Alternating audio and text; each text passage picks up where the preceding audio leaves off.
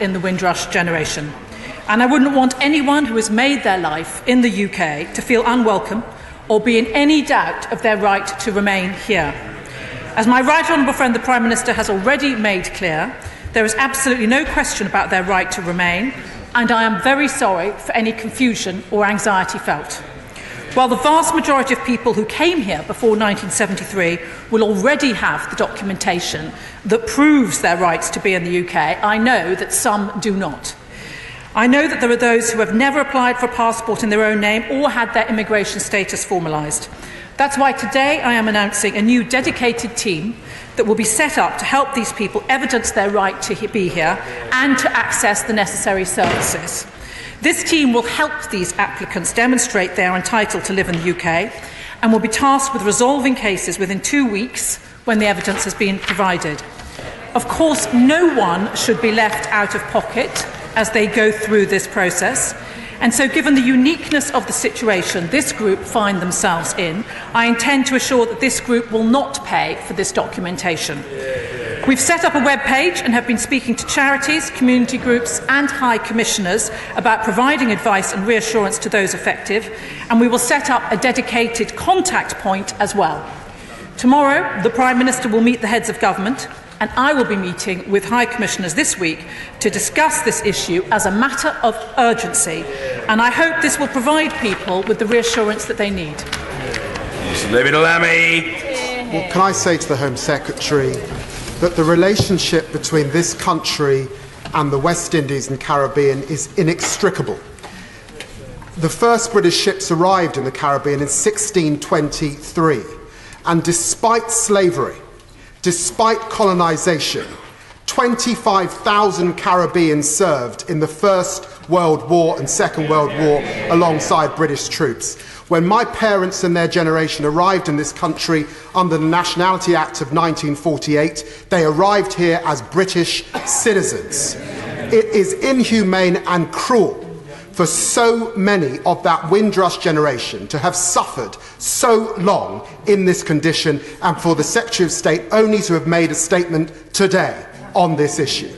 Can she explain how many have been deported? She suggested earlier that she would ask the High Commissioners. It is her department that has deported them. She should know the number. Can she tell the House how many have been detained as prisoners in their own country? Can she tell the House how many have been denied health under the National Health Service? How many have denied pensions? How many have lost their job? This is a day of national shame, and it has come about because of a hostile environment policy that was begun under her Prime Minister. Let us call it as it is. If you lay down with dogs, you get fleas. And that is what has happened with this far-right rhetoric in this country. Can she apologise properly? Can she explain how quickly this team will act to ensure that the thousands of British men and women denied their rights in this country under her watch in the Home Office are satisfied? Mr. Speaker, I share the Honourable Gentleman's admiration for the people who came here from the Caribbean and contributed so much to our society in many, many different ways, and that admiration remains in place.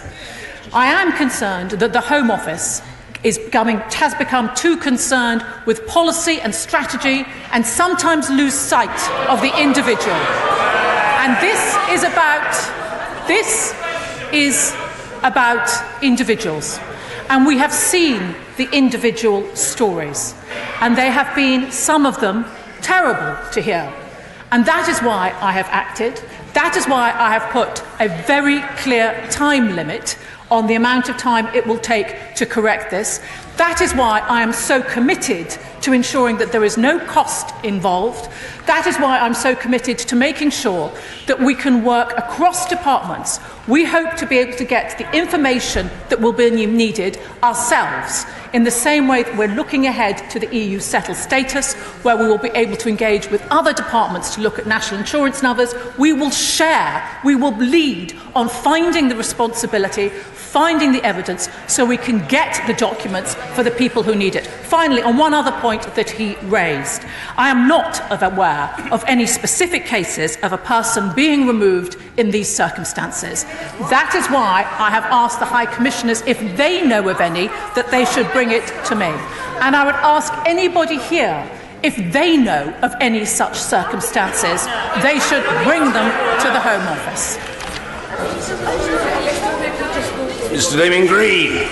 Mr. Speaker, the Home Secretary is right to have set up a special unit so that the necessary reassurance can be provided as soon as possible. With that in mind, can she tell the House what's the minimum level of evidence that this new Home Office unit will accept so that people can be able to demonstrate quickly and easily that they are genuine Windrush generation citizens of this country? Of course, my right honourable friend, who has some experience in this matter, will be aware that we cannot have a situation where anybody can perhaps falsely declare. That will not help assist the Windrush generation who we are trying to help. But we are going to work with them in such a way that we can work across different elements of government. So if they come to us with their address and their date of birth, we will start from that point and try and build the picture so we can evidence it, and within 2 weeks get them the permits that they need in order to be able to access the services. Dan Abbott. Is the Home Secretary aware that in the week of the Commonwealth heads of government, how shameful it appears that we are treating the Windrush generation of Commonwealth citizens in this way? As my friend, the member for Tottenham, said, they came here after the Second World War to help rebuild this country. They worked hard, they paid their taxes, and I will tell the House there are few more patriotic groups of British citizens than the generation from the West Indies that we are talking about. The Home Secretary is talking about her special team. Is the Home Secretary aware that hundreds of these people have been trying to get this sorted out with their lawyers, presenting what information they have, and months later it has not been resolved? How much confidence can people have in their special team when people with lawyers have been unable to resolve their situation? Why does she not simply issue an instruction to officials that today no one can be deported who is in this position until the case is clarified? There must also be an apology to any that were wrongfully deported, and the government must consider the question of compensation. Is the Home Secretary aware that in 2014 the government removed the immigration protection that existed for Commonwealth citizens that had come here previously? Theresa May was then the Home Secretary. There was no parliamentary debate or scrutiny at the time. Theresa May could simply put down... Order. No, folks, order. I don't need any advice from people chuntering from a sedentary position for their own satisfaction, but to no wider benefit at all. The position is that members should not refer to other members by name. But order. I don't need... The honourable lady whittering away from a sedentary position probably feels better for doing so, but it doesn't advance the interests of the House. Dan Abbott. I apologise for naming the former Home Secretary in this way, but it is a very serious matter that we are talking about, and I believe that the Home Secretary could now simply put down a statutory instrument restoring those protections which were removed without debate in 2014. There will be no objections from this side of the House. But finally, let me say this. This policy and this scandal did not fall from the skies. It is a product of the bent of government policy, the unquote, quote unquote, hostile environment to migrants generally. We now hear warm words about the contribution of Commonwealth migrants who've given their life to this country. But warm words are not enough. We have to establish the facts on the deportations, we have to make apologies where necessary, and we have to acknowledge when the Commonwealth heads of governments are gathered in London, what a disgrace it is that this government has treated Commonwealth migrants in this way. Secretary. Nobody disputes that the people who came here as part of the Windrush cohort are highly valued here and have the legal right to stay. In this week where we celebrate the Commonwealth, I would urge honourable members across both sides of the House to acknowledge the changes that we are making as a government today to ensure that this can't happen again, and so that the new processes in place will indeed reach out and protect all Commonwealth citizens who need the additional help to get their documentation in place. The Right Honourable Lady asks particularly about removals and detention, and I can reassure her and the House that I have given that instruction. In accordance with my wishes today, there will be no removals or detention as part of any assistance to help former Commonwealth citizens get their proper documentation in place. Mark Harper. Thank you, Mr. Speaker. Can I welcome what the Home Secretary set out today, and also the detail that was given by the Immigration Minister in her media interviews today, and also the calm and measured tone in which he set it out. Given that many of the people in this position won't be aware that they're in this position until they run into difficulties, can she say any more about what steps the government could take proactively to communicate what it's doing to some of those who might be affected, so they're never actually put in this position in the first place and can have their status regularised? Well, I thank my honourable friend, and he's right. I really do want people who are in this position to realise that we have made the changes. We have set up a system which will be easy to use and accommodating to them. There will be no charge for it, and I would urge honourable members across the House to pass that on to their constituents so that people have the confidence to approach us so it can be addressed. But of course the Home Office will be doing its own media to ensure that that is the case.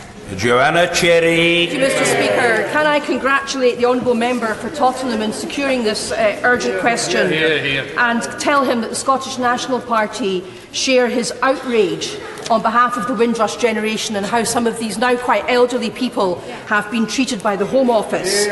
Mr. Speaker, the Home Secretary is wrong. This isn't just about individuals. It's about a systemic policy put out by her department, and it is symptomatic of the politically driven, hostile environment policy. And it's a sign that it has to stop. And I hope in what she said this afternoon, there's a vague chink of optimism that she is going to review this hostile environment policy. Now, Mr. Speaker, I saw in the Mall this morning all the flags out for the Commonwealth Heads of Government Conference, but all the government's warm words about the Commonwealth will be seen as weasel words unless they take proper steps to address what's happening to these people who are as much part of our country as the Home Secretary and myself. Now, I've heard what she has to say about the procedures she's putting in place, but the Migration Observatory at Oxford University say there's up to 50,000 Commonwealth-born people in this situation.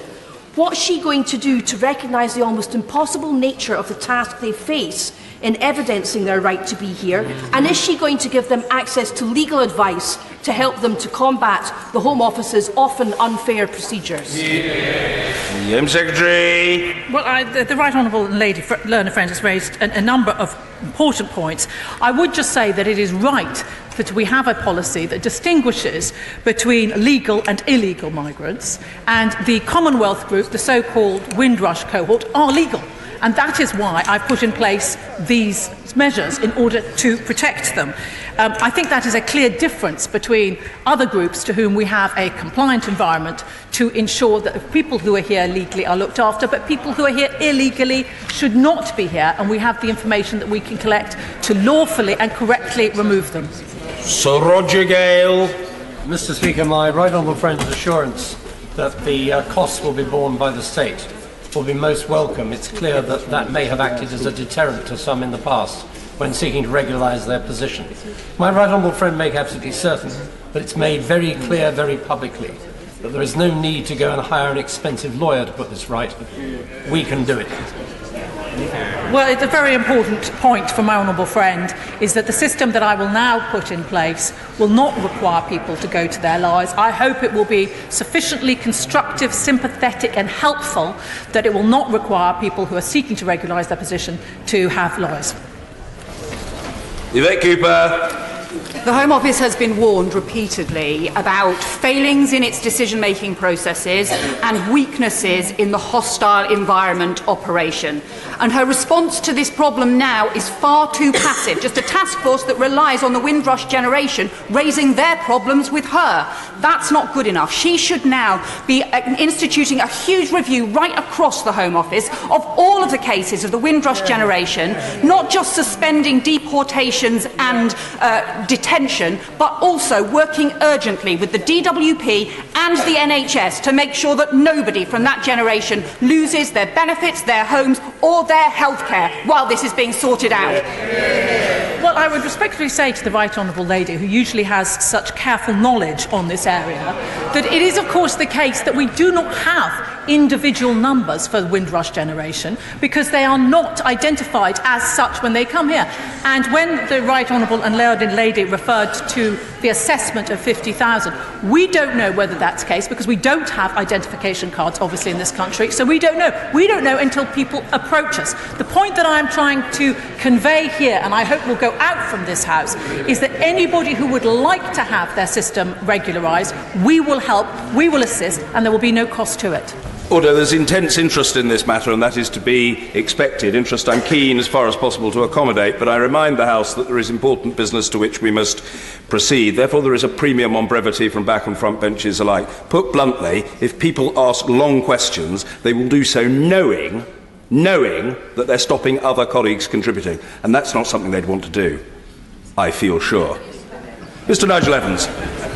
Thank you, Mr. Speaker. I was sickened to read these stories myself, and I'm reassured by what she's had to say today. But will she ask her officials to review all cases where it is a possibility that the Windrush generation have been deported? Will she ask them to look at all those cases now? Well, as I have said earlier, I do not have any evidence that anybody has been removed in that way, but I have invited anybody who knows. Some people are talking about as though it has taken place. It has been suggested in some media companies that has taken place, and I would therefore invite people who have any such evidence to bring it to the Home Office so we can take a look. Thank you, Mr. Speaker. Can I say to the Home Secretary that the way this trailblazing generation and their families have been treated in this year, the 70th anniversary of the arrival of the Empire Windrush on our shores, is a complete and utter disgrace. So many are my constituents. She talked about individual cases. One has been very well publicised. He hasn't been able to get access to cancer treatment that he needs from the NHS because of his immigration status. Now, she has said these will be processed quickly. OK, that is welcome. She says her department will help individuals in this situation to identify the evidence. What if the evidence doesn't exist? And with regard to healthcare, will she commit to ensuring that indefinite leave to remain is granted? The Home Secretary, we're immensely grateful. We've got a lot to get through. It's very self-indulgent if people spend ages. I understand the importance, but colleagues have got to do it pithily. It's as simple as that. Home Secretary. I completely understand the urgency of getting this addressed so that people can have access to the NHS when they need it, and I'm going to make sure that we do it in such a speedy manner that that will address the particular need that people have. It shouldn't interfere with their treatment. The fact is, as we know, the hospitals are increasingly asking for evidence of residence. We will help them get the evidence. My honourable friend has asked for this. There is always going to be evidence of people living in a country, and my task force will make sure that we find it so that we can get it to them. Blackman. Thank you, Mr. Speaker. We owe a debt of gratitude to the Windrush generation for coming to the aid of this country. Will my right honourable friend enable all of us as MPs to have access to an appropriate means of communicating cases that come to us so they are dealt with quickly, speedily and in the way that we want to see people thanked for their service? Yes, I think that's a very good point from my honourable friend. I will ensure that everybody in the House has the details of the contact point in the task force, and also that we are able to communicate to everybody who's assisted this country, the people from the Windrush generation, our thanks and support. Debbie Abrahams. Thank you, Mr. Speaker. What assurances will the Home Secretary give to people who settle from other parts of the Commonwealth other than the West Indies, including many from Bangladesh and Pakistan in my constituency? And will she commit to my honourable friend's suggestion about a statutory instrument to restore the protections to the Commonwealth countries? The Home Secretary. I think I will have to respectfully come back to the Honourable Lady on that point in terms of the statutory instrument. My purpose here today is really to reassure on this particular cohort and to make sure that we have the right systems in place to act swiftly and efficiently as they would expect. Richard Graham. Mr. Speaker, I welcome the Home Secretary's absolute clarity that the Windrush generation's right to remain here is unchallenged, and we as constituency MPs want to do all we can to help them. So could she confirm that there will be an MP's hotline through which we can help our constituents most unable to help themselves? Yes, I am aware, of course, as members of Parliament, as leaders in their own areas, will need to be able to access that hotline, need to be able to access all the information so that we can act fairly, efficiently and effectively with the Windrush generation who are so valued in this country. Marsha de Cordova. Thank you, Mr. Speaker. A number of my constituents have been caught up in the government's hostile environment policy, including one of my constituents, Paul, who has been here for 4 decades. He was removed from his home and detained at one of the Croydon detention centres. So my question is, again, to the Home Secretary, can she commit to introducing a statutory instrument that would actually reverse and restore those rights that the Windrush generation were secured? Well, unfortunately, I can't comment on individual cases in this chamber, but if the Honourable Lady would like to write to the Home Office or bring the particular case that she has, then I will make sure that it's looked at. Simon Hoare. Mr. Speaker, could I welcome what my right honourable friend has said, but urge her to give consideration that where applicants are ultimately proved to be successful, if they have already incurred legal fees trying to make their case, those fees could be compensated. Secretary. Well, I'm happy to take that away and come back to him on it, but what I really hope is that going forward it is my strong commitment to ensure that the system that we put in place will not require legal advice. It will be straightforward, effective to use, and my team in the task force will work with individuals to deliver that. Bambos Charalambos. I wrote to the Home Secretary about my constituent Bill Samuel, who came to the UK as a 6-year-old from St Vincent's with his grandmother back in the 60s. He's worked and paid taxes since 1973. He was told by the Home Office that he'd have to pay £237 to apply for a no time limit status. Can the Home Secretary confirm that he won't need to pay this amount of money or apply for no time limit status in order to apply for a British passport? Secretary. Well, I can confirm that we are not going to be charging for that no time limit status that the Honourable Gentleman is referring to in his question. In terms of the individual journey to a passport, I'm afraid we will have to take that away and we'll have to look at the individual case. Anna Soubry. Mr. Speaker, I commend the Home Secretary for her statement. I would say to her, it's not just the Windrush generation, it is across all of those. Certainly in my experience as a Member of Parliament, her officials unfortunately have a default position, it seems, of no. Would she agree with me, however, that it's at moments like this that we, on both sides of this House, need to accept the need for a proper debate about immigration, an open and honest debate about immigration, and if we did that, we might come to the proper conclusion that it's not just the Windrush generation, but it's generations over centuries of immigrants that have contributed in a positive way to all aspects of life in our country. Well, I thank my right friend who makes a powerful point about the value of immigration in this country. And in terms of her approach to the Home Office, I share the approach that I need to ensure that the Home Office is more focused on individuals than it is on policy, so that individuals do not receive the type of treatment that we have seen over the past few weeks, but instead have a Home Office that leans in and tries to assist. Sir Edward Davey. Will the Home Secretary clarify definitively, will this new dedicated team helping the Windrush generation be accessible to all Commonwealth citizens facing similar problems? Secretary. Yes, we will make sure that they can assist others as well. Thank you, Mr. Speaker. On that note, I very much welcome the government's assurances today to help these Commonwealth citizens, but I particularly wanted to cite a constituent of mine from Uganda who came here thrown out by Idi Amin. Will these new systems put in place help this constituent who's lived in my constituency for 40 years and he has had a heart-rending experience with people wanting to throw him out? Well, I'm sorry that the Honourable Lady's constituent is having such a challenging time, and I would urge her to contact the Immigration Minister to take a look at his particular case. Seema Malhotra. Speaker, following her statement, could the Home Secretary clarify that her department is still seeking people to prove their rights, whilst they have no recourse to public funds and no right to work? What is her message to those that may need legal advice but cannot afford it?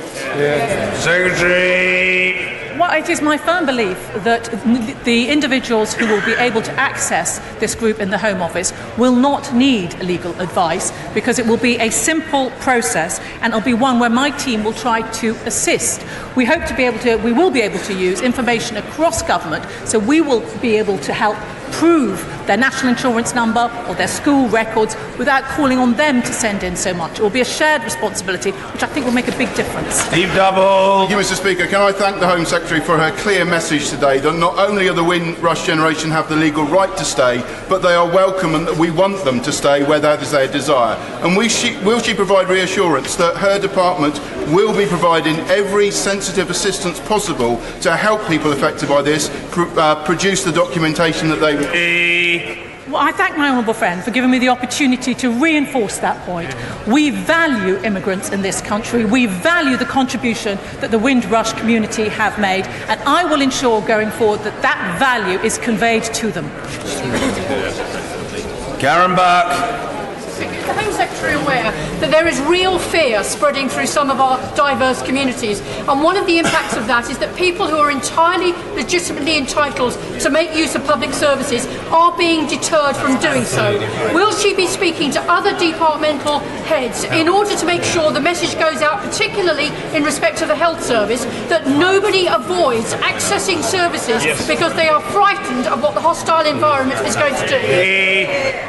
Well, of course, I don't want people who have health issues not to be able to contact the National Health Service. And one of the saddest things of some of these stories that we have heard has been about people not being able to do that. And that is one of the reasons why I feel so much urgency about addressing this, so that happens to less people. Julian Knight. Speaker, I welcome our Right Honourable's announcements of a special task force.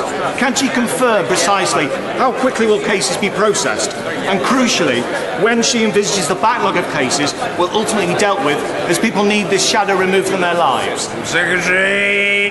Well, I think the most important thing we can convey from today's statement is that the Home Office is going out of its way to ensure that we can reassure people that they will be able to get that information. I don't expect that there to be a great rush of people who will want to apply, but whenever people need to, I will ensure that that process is done quickly, effectively and efficiently.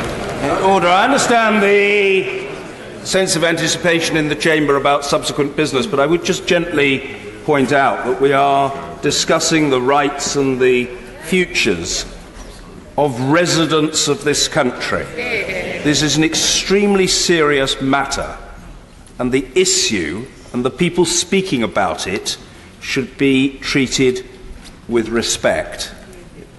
It really shouldn't be necessary to say that again. Stuart C. MacDonald. Thank you, Mr. Speaker. Isn't the key point in all of this that the pernicious hostile environment impacts on everybody, whether they're here legally or otherwise? You can hardly get out your bed these days without somebody asking to see your passport. Isn't it time to scrap the hostile environment? Secretary. I simply don't accept the Honourable Gentleman's interpretation. It is not correct that you have to show your passport at every step. I do think it's important to make a clear distinction between people who are here legally and people who are illegally, but the point about today's statement is that the people who came with the Windrush group are here legally and we will look after them. Khalid Mahmood. I thank my right honourable friend from Tottenham for his work and leadership on this issue. This decision today will cost my constituents and all the people of the Windrush generation huge amounts of money in legal costs to do that. Will she look to set up a unit within the Home Office to deal with them and refer them back to members of Parliament to deal with it? Well, I would say to the Honourable Gentleman that we are setting up this team of about 20 people who will be able to engage with the generation who need to have their situation regularised. I hope that they won't need legal advice. Of course, if that is the case, he makes a fair point. I will take a look at whether we need to assist with that. Mr. Kevin Foster. Thank you, Mr. Speaker. Would my right honourable friend outline what engagement she'll have with charities and community groups to ensure people do not need to go to expensive lawyers to find out about the new procedures she's outlined today? Well, I share my honourable friend's view about expensive lawyers. We have begun engagement with charities, NGOs, and of course the High Commissioners who have been in touch with us, and I will make sure that we have a thorough public engagement to ensure that people are aware of the process that we've set up and that it will not cost them money. Richard Burden. I emphasise to the Home Secretary that some of the problems faced by the Windrush generation go well beyond people who came here from the Caribbean. By way of example, can I tell her about a constituent of mine who was born in a Commonwealth country to Polish refugees from Nazism, who has lived in this country since 1951 and who has served in the Grenadier Guards and who was turned down for a UK passport? Will people in his situation be subject to the fast-track procedure that the Home Secretary outlined today? I would fully expect them to be subject to that, and I find the Honourable Gentleman's statement very surprising, so I'd ask him to write to me about it. The default position of the team that I am setting up will be to get the information and to accept people. The only situation where they wouldn't be accepted is on serious criminality. Tom Burstglove. Thank you, Mr. Speaker. I very much welcome the sentiment expressed by my right honourable friend, and those affected may well approach local advice services such as the Citizens Advice Bureau in our constituencies seeking support. So will she undertake to disseminate comprehensive guidance to them ASAP? Well, I thank my honourable friend for a helpful suggestion. That is an organisation, of course, that I will engage with as well to ensure that they have the information. But I would also urge members of Parliament to tell their constituents about the positive arrangements that this government has now put in place so that the people from that cohort can be looked after and can stop fearing for their situation. Thank you, Mr. Speaker. I would be grateful, Mr. Speaker, if the Home Secretary would tell me how I should explain to the elders of the Afro-Caribbean community in my constituency in Bristol West why they are being expected to prove that they have a right to be in the country to which they have paid taxes and national insurance and contributed so much, rather than the other onus being the other way round on the Home Office to prove that they don't. Well, I would say to the Honourable Lady that the dedicated team that I am setting up will work with the individuals from her community to ensure that we will look for the information which they will engage with us on. We cannot look in isolation if people don't engage with us and don't give us the information that we need. But we are going to work across government to ensure that where there's a national insurance number or where there's a school, that we try and get that information. Please tell her community that the Home Office is here to help them. Nasha. Thank you, Mr. Speaker. Mr. Speaker, I wonder if the Home Secretary could answer my question whether there was previously an exemption for leave to remain for both citizens, Commonwealth citizens that arrived in the UK before 1973. Can she also confirm if and when this was removed from the legislation, and if so, when this was debated by Parliament?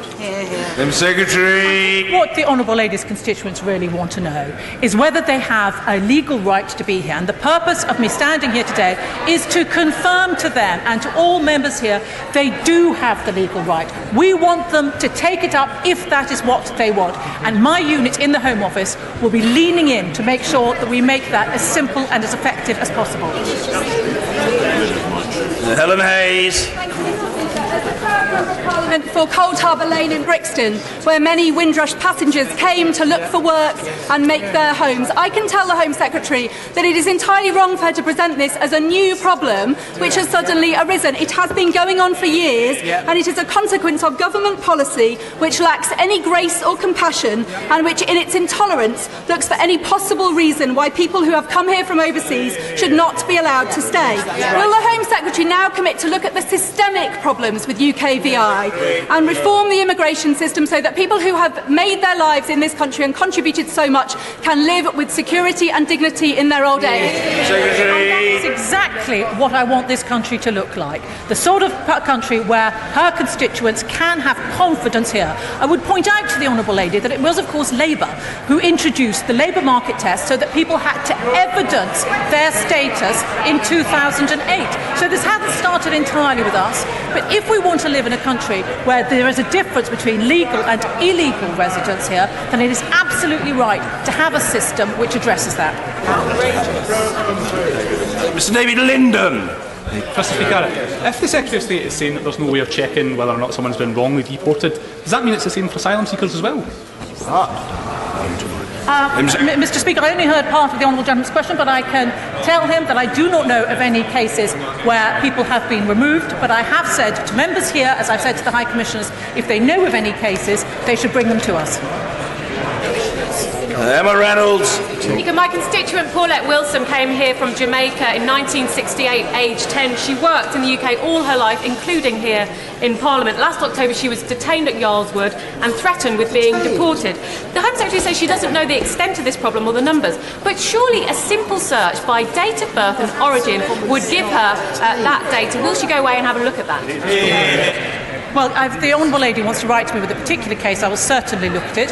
But I would say that I have put out an instruction today that there will be no detention or removal of anybody in this cohort who makes any questions. So I have removed that fear, but I'm much more ambitious than that. I want to make sure that our new dedicated unit really addresses this and sorts out, to the satisfaction of everybody involved, the individual status of the people who have come here and contributed so much.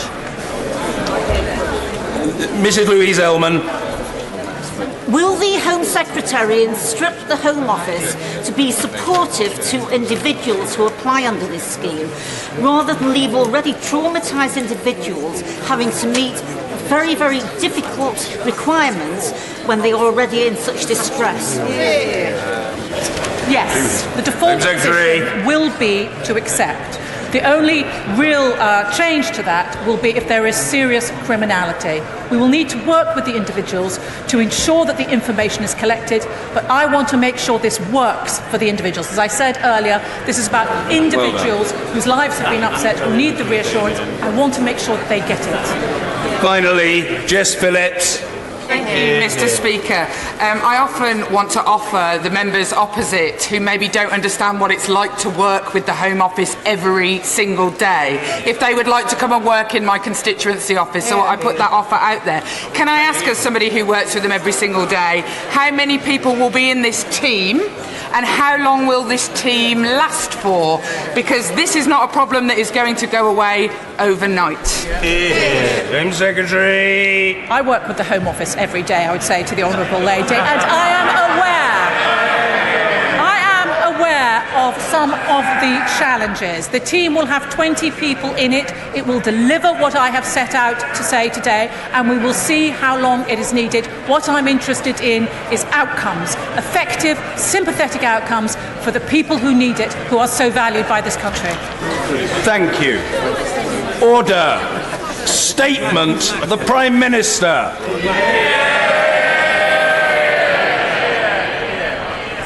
Mr. Speaker, before I come to the substance of my statement, I am sure the whole House will wish to join me in offering our heartfelt condolences to the family and friends of Sergeant Matt Tonrow from the 3rd Battalion, the Parachute Regiment, who was killed by an improvised explosive device on the 29th of March. Sergeant Tonrow was embedded with US forces on a counter-Daesh operation. He served his country with great distinction, and it is clear he was a gifted and intelligent instructor who was respected by everyone he served with. Sergeant Tonrow fought to protect British values, our freedoms, and to keep this country safe. With permission, Mr. Speaker, I would like to make a statement on the actions that we have taken, together with our American and French allies, to degrade the Syrian regime's chemical weapons capabilities and to deter their future use. On Saturday, the 7th of April, up to 75 people, including young children, were killed in a horrific attack in Douma, with as many as 500 further casualties. All indications are that this was a chemical weapons attack. UK medical and scientific experts have analysed open source reports, images and video footage from the incident and concluded that the victims were exposed to a toxic chemical. This is corroborated by first-hand accounts from NGOs and aid workers. While the World Health Organization received reports that hundreds of patients arrived at Syrian health facilities on Saturday night with signs and symptoms consistent with exposure to toxic chemicals. And based on our assessment, we do not think that these reports could be falsified on this scale. Furthermore, Mr. Speaker, the Syrian regime has reportedly been attempting to conceal the evidence by searching evacuees from Douma to ensure samples are not being smuggled from this area. And a wider operation to conceal the facts of the attack is underway, supported by the Russians. Mr. Speaker, the images of this suffering are utterly haunting. Innocent families, seeking shelter in underground bunkers, found dead with foam in their mouths, burns to their eyes, and their bodies surrounded by a chlorine-like odour. Children gasping for life as chemicals choked their lungs. The fact that such an atrocity can take place in our world today is a stain on our humanity. And we are clear about who is responsible. A significant body of information, including intelligence, indicates the Syrian regime is responsible for this latest attack. Open source accounts state that barrel bombs were used to deliver the chemicals. Barrel bombs are usually delivered by helicopters. Multiple open source reports and intelligence indicates that regime helicopters operated over Douma on the evening of the 7th of April, shortly before reports emerged in social media of a chemical attack. And the Syrian military officials coordinated what appears to be the use of chlorine weapons. Mr. Speaker, no other group could have carried out this attack. The opposition does not operate helicopters or use barrel bombs. Daesh does not even have a presence in Douma. And the reports of this attack are consistent with previous regime attacks. These include the attack on the 21st of August 2013, where over 800 people were killed and thousands more injured in a chemical attack also in Ghouta. 14 further smaller-scale chemical attacks reported prior to that summer. 3 further chlorine attacks in 2014 and 2015, which the independent UNSC-mandated investigation attributed to the regime. And the attack at Khan Sheikhoun on the 4th of April last year, where the Syrian regime used sarin against its people, killing around 100 with a further 500 casualties. Based on the regime's persistent pattern of behaviour and the cumulative analysis of specific incidents, we judged it highly likely that the Syrian regime had continued to use chemical weapons on at least 4 occasions since the attack in Khan Sheikhoun, and we judged that they would have continued to do so. So we needed to intervene rapidly to alleviate further indiscriminate humanitarian suffering. Mr. Speaker, we've explored every possible diplomatic channel to do so, but our efforts have been repeatedly thwarted. Following the sarin attack in eastern Damascus back in August 2013, the Syrian regime committed to dismantle its chemical weapon programme, and Russia promised to ensure that Syria did this, overseen by the Organisation for the Prohibition of Chemical Weapons. At the weekend, the leader of the opposition cited this diplomatic agreement as a precedent that this process can work. But this process did not work.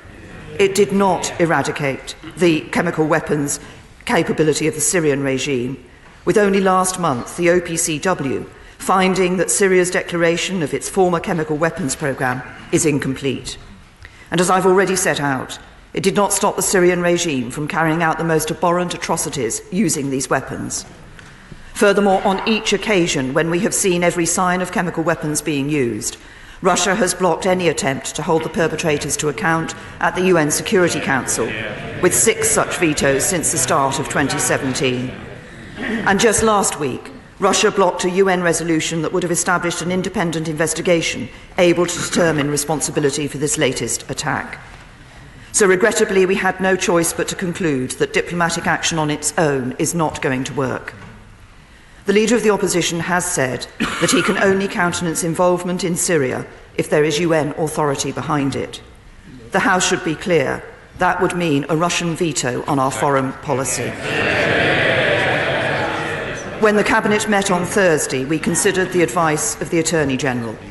Based on this advice, we agreed that it was not just morally right, but also legally right to take military action, together with our closest allies, to alleviate further humanitarian suffering. This was not about intervening in a civil war, and it was not about regime change. It was about a limited, targeted and effective strike that sought to alleviate the humanitarian suffering of the Syrian people by degrading the Syrian regime's chemical weapons capability and deterring their use. And we have published the legal basis for this action. It required 3 conditions to be met. First, there must be convincing evidence generally accepted by the international community as a whole of extreme humanitarian distress on a large scale, requiring immediate and urgent relief. Second, it must be objectively clear that there is no practicable alternative to the use of force if lives are to be saved.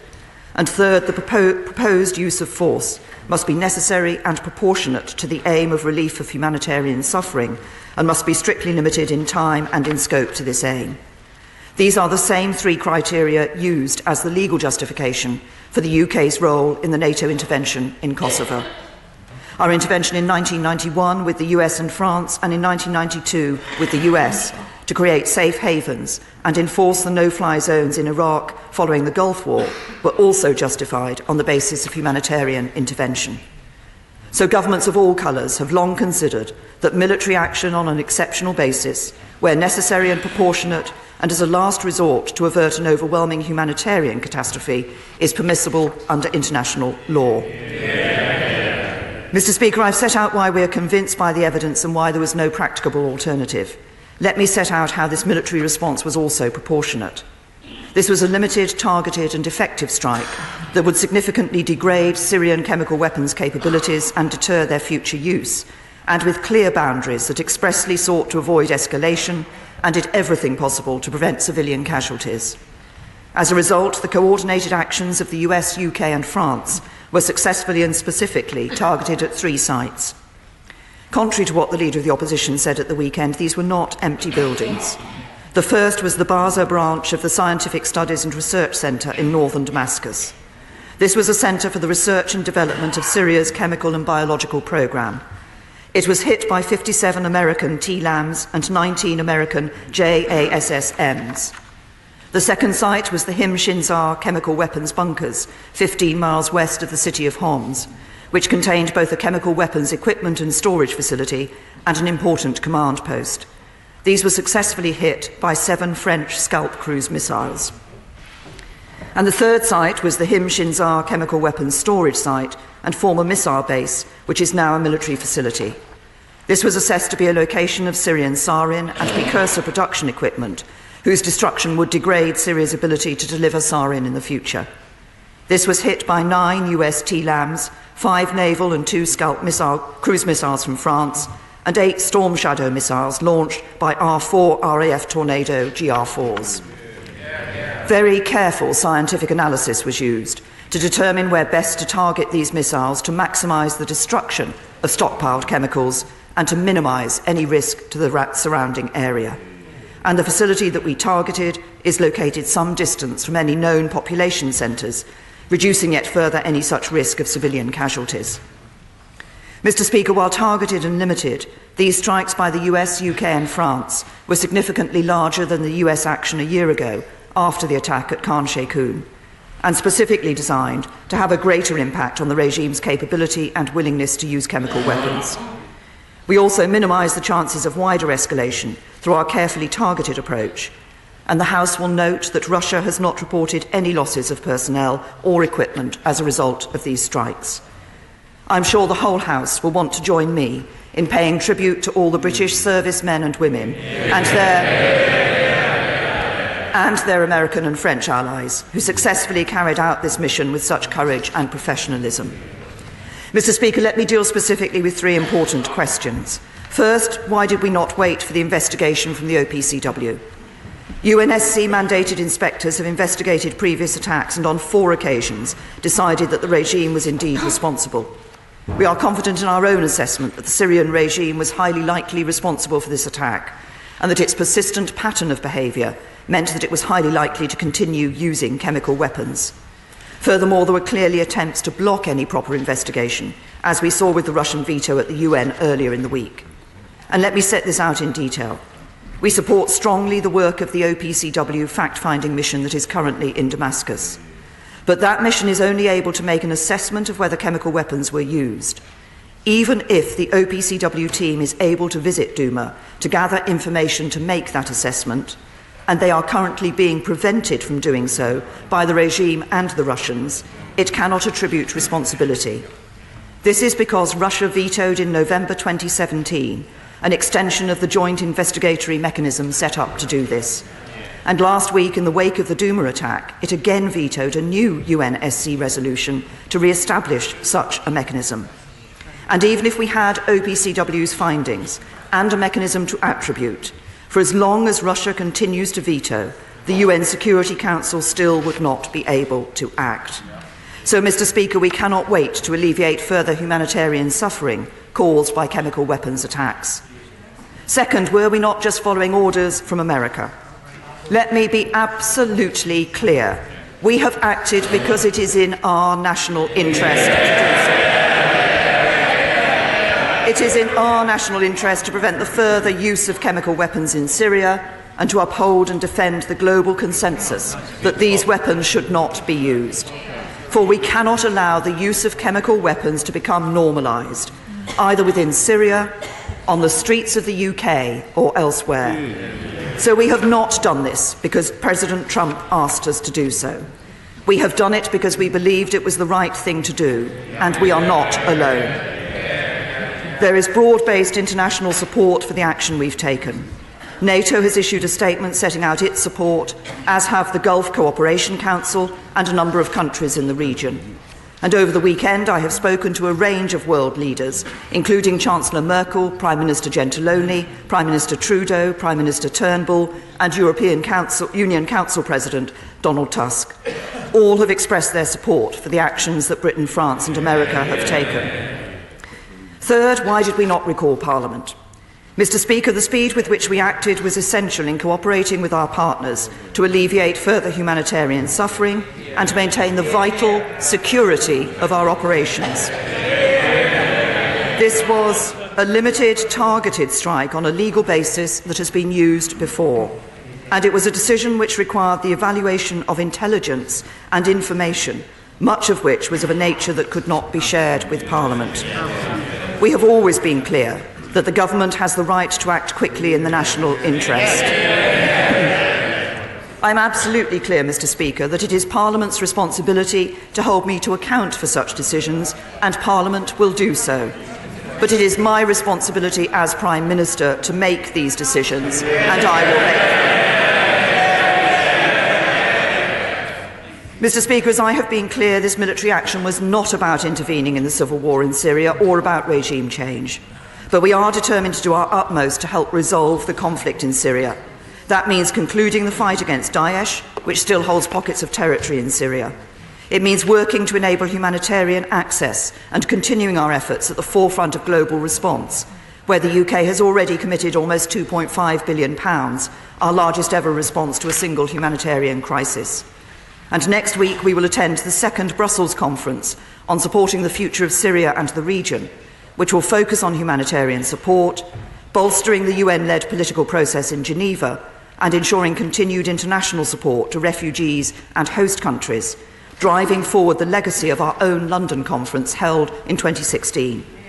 And it means supporting international efforts to reinvigorate the process to deliver a political solution, for this is the best long-term hope for the Syrian people.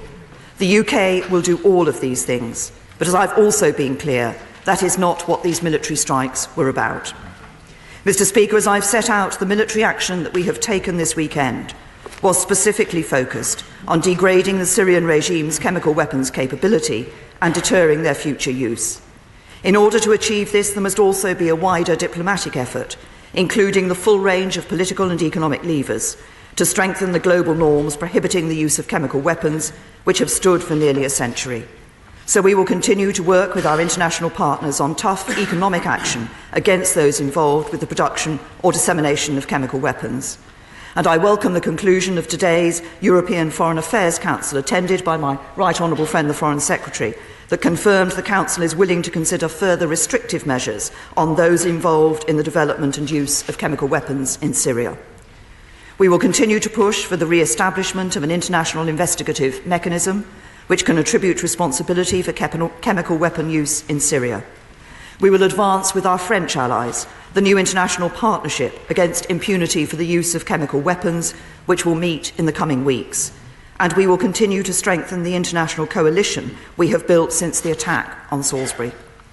Mr. Speaker, last Thursday's report from the OPCW has confirmed our findings that it was indeed a Novichok in Salisbury, and I've placed a copy of that report's executive summary in the Library of the House. While of a much lower order of magnitude, the use of a nerve agent on the streets of Salisbury is part of a pattern of disregard for the global norms that prohibit the use of chemical weapons. So while the action was taken to alleviate humanitarian suffering in Syria by degrading the regime's chemical weapons capability and deterring its use of these weapons, it will also send a clear message to anyone who believes they can use chemical weapons with impunity. We cannot go back to a world where the use of chemical weapons becomes normalised. Mr. Speaker, I'm deeply conscious of the gravity of these decisions. They affect all members of this House and me personally, and I understand the questions that rightly will be asked about British military action, particularly in such a complex region. But I am clear that the way we protect our national interest is to stand up for the global rules and standards that keep us safe. That is what we have done and what we will continue to do, and I commend this statement to the House. Jeremy Corbyn. Thank you, Mr. Speaker. I want to start by thanking the Prime Minister for our phone conversation in advance of the bombing raids on Friday night and for an advanced copy of her statement today.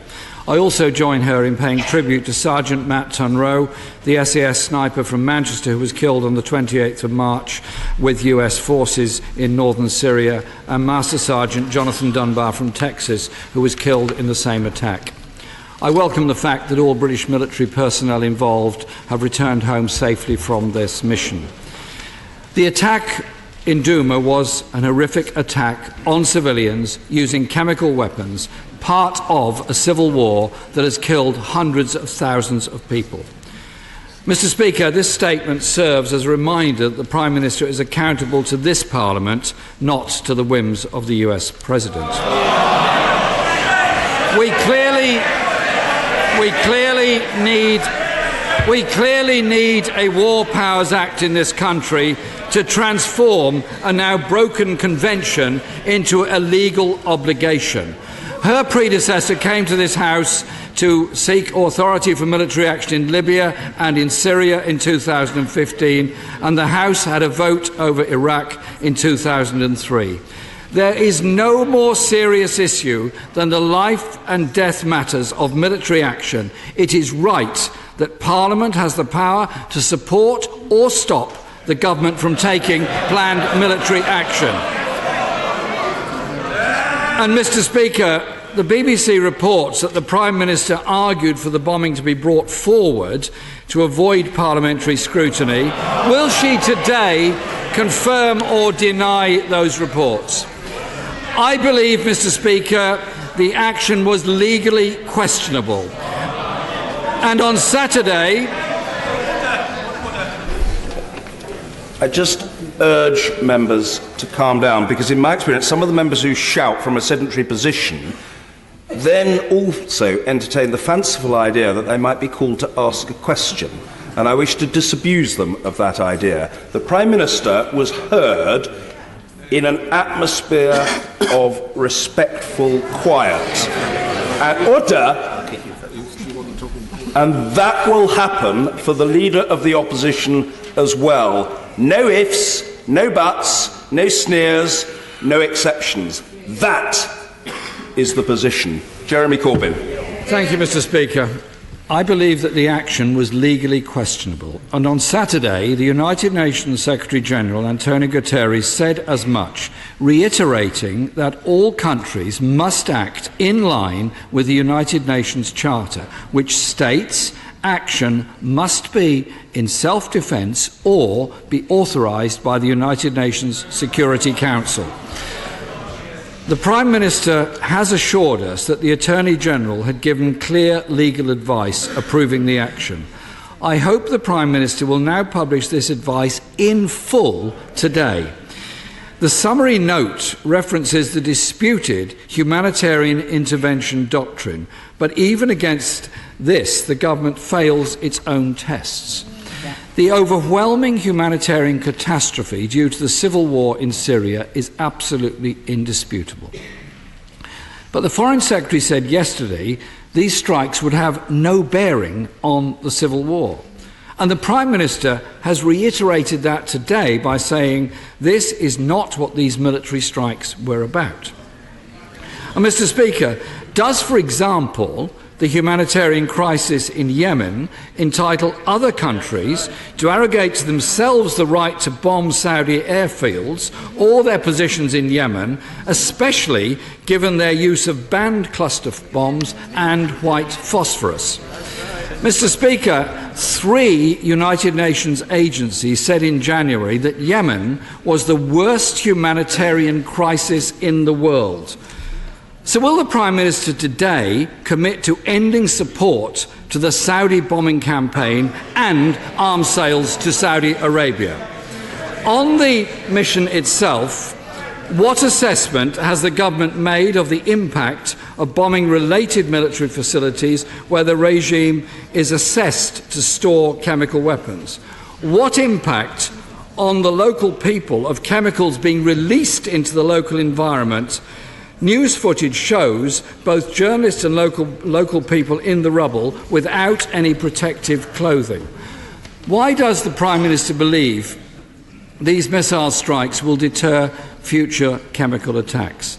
As the Prime Minister will be aware, there were US strikes in 2017 in the wake of the use of chemical weapons in Khan Shaykhun, for which the UN OPCW team held the Assad regime to be responsible.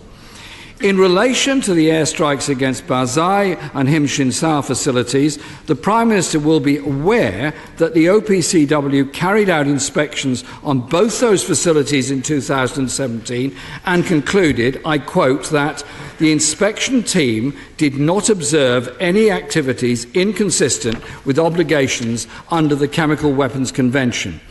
Can the Prime Minister advise the House? Does she believe the OPCW were wrong in that assessment, or does she have separate intelligence that the nature of those activities has changed within the last 5 months?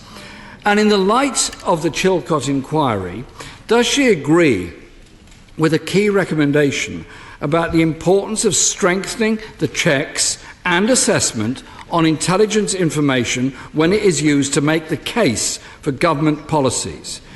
Given that neither the UN nor the OPCW has yet investigated the Douma attack, it is clear that diplomatic and non-military means have not been fully exhausted.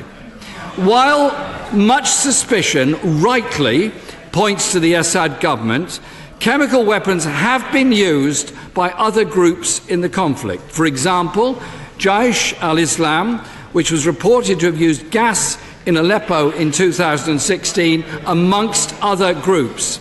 It is now vitally important that the OPCW inspectors who arrived in Damascus on Saturday are allowed to do their work and publish their report into their findings and report to the United Nations Security Council. They must be allowed to complete their inspections without hindrance. And I hope the UK will put all diplomatic pressure on Russia and Syria and other influential states to ensure they're able to access the site in Douma. The bigger question must be that during the Syrian conflict, over 400,000 Syrians are estimated to have died in the conflict, and the vast majority by conventional weapons, as the Prime Minister indicated. The UN estimates that 13.5 million Syrians are in need of humanitarian assistance, and there are over 5 million refugees. It's more important than ever that we take concrete steps to halt and finally end the suffering.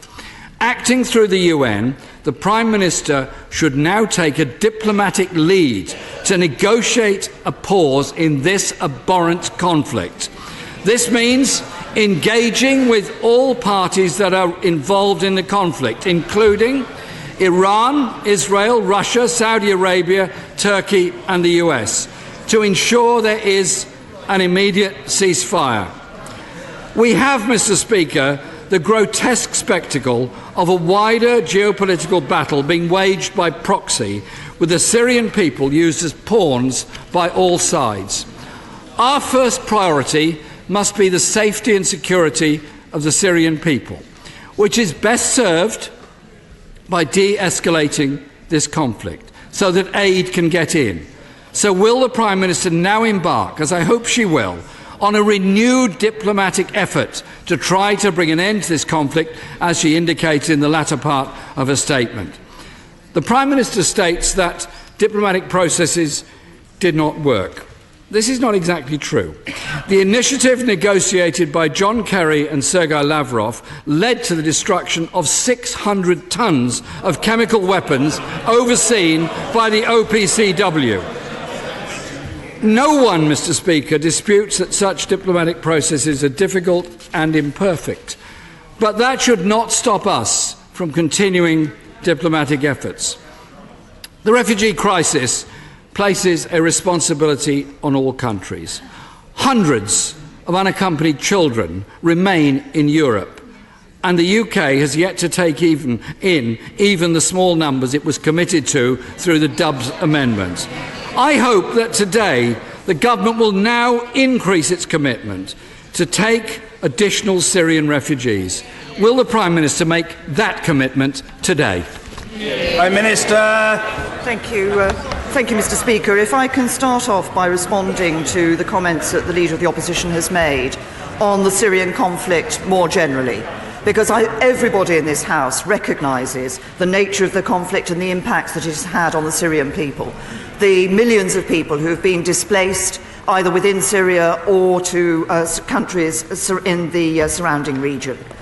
We have, as the United Kingdom, as I said in my statement, we are now the second biggest bilateral donor to Syrian refugees in the region at almost £2.5 billion.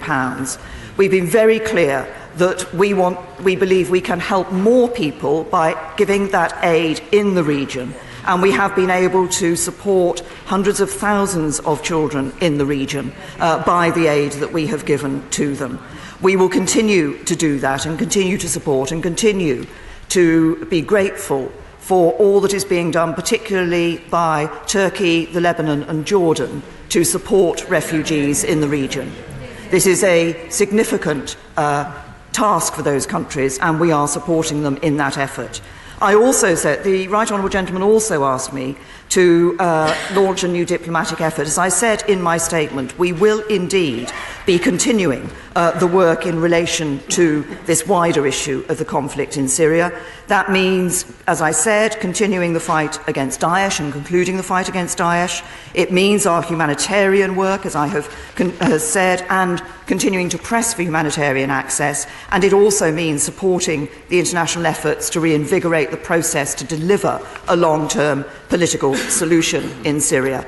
But it is necessary for all parties to be willing to come together to ensure that they can and to discuss and develop a long-term solution for Syria.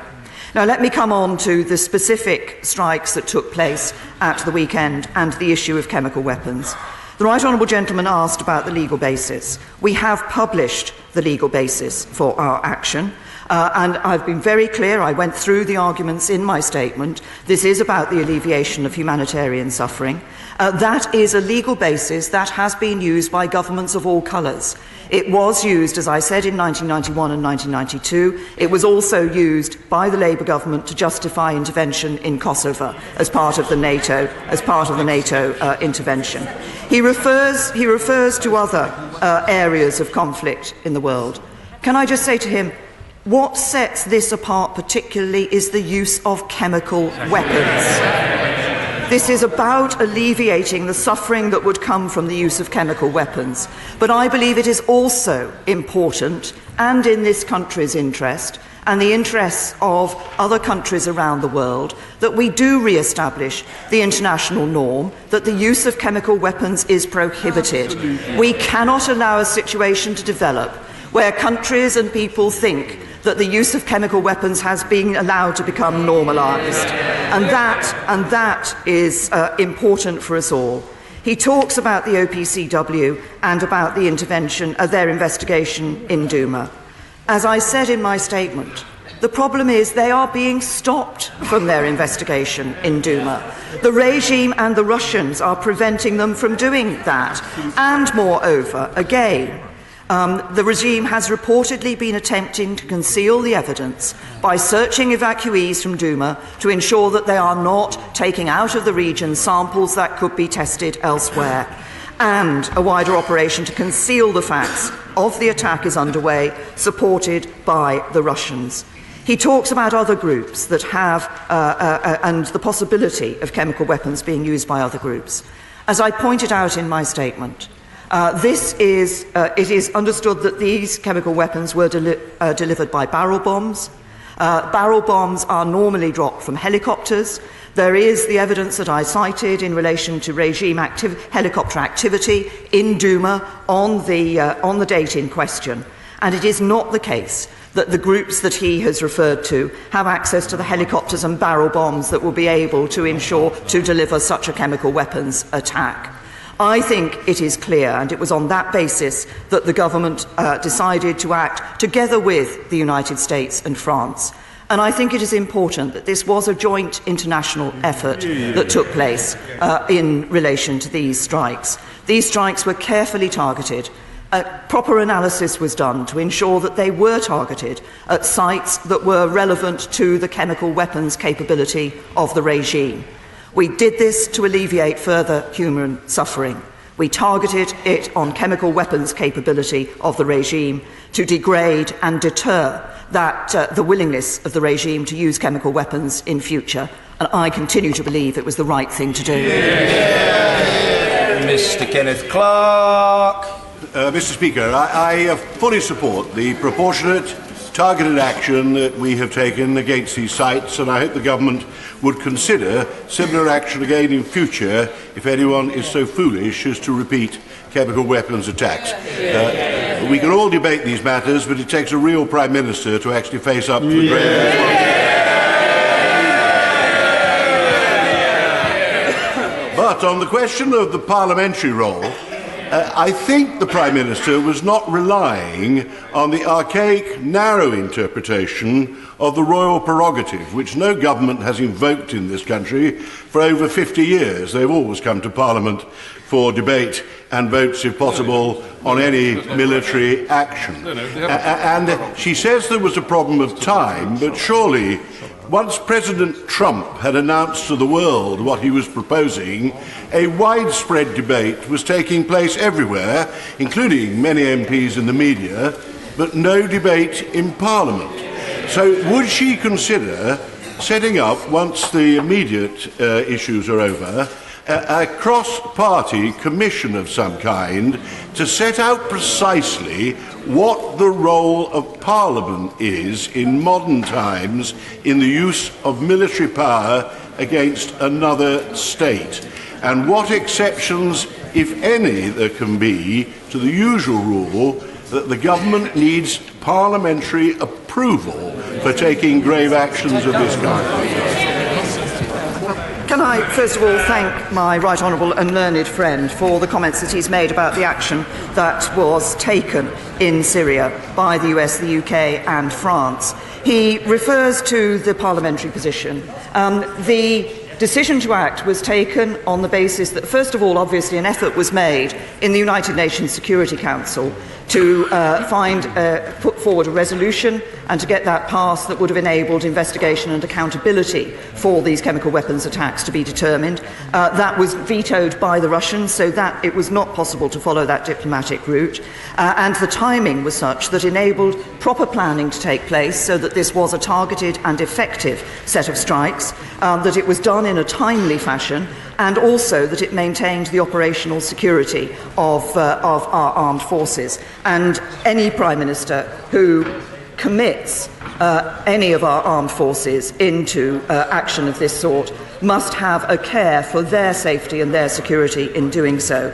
Can I also refer my right honourable and learned friend to the written ministerial statement in 2016 on the War Powers Convention, which said at the end of it the following: after careful consideration, the Government has decided that it will not be codifying the Convention in law or by resolution of the House in order to retain the ability of this and future governments and the armed forces to protect the security and interests of the UK in circumstances that we cannot predict, and to avoid such decisions becoming subject to legal action.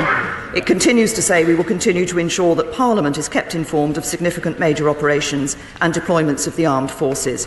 That is what I have done today. I have come to Parliament with a statement on the action that took place. As I said in my statement, Parliament will hold me to account for the decision that has been taken. Ian Blackford. Thank you, Mr. Speaker. Can I associate myself with the remarks of the Prime Minister on the sad demise of Sergeant Tonroe and pass on condolences to his family and friends? Can I also thank the Prime Minister for the phone call ahead of the engagement at the weekend, as well as advance sight of her statement today? All of us, I think, in this House have an absolute revulsion on the use of chemical weapons, and we need to work here and internationally to make sure that we remove the scourge of chemical weapons from the landscape in Syria and indeed in elsewhere.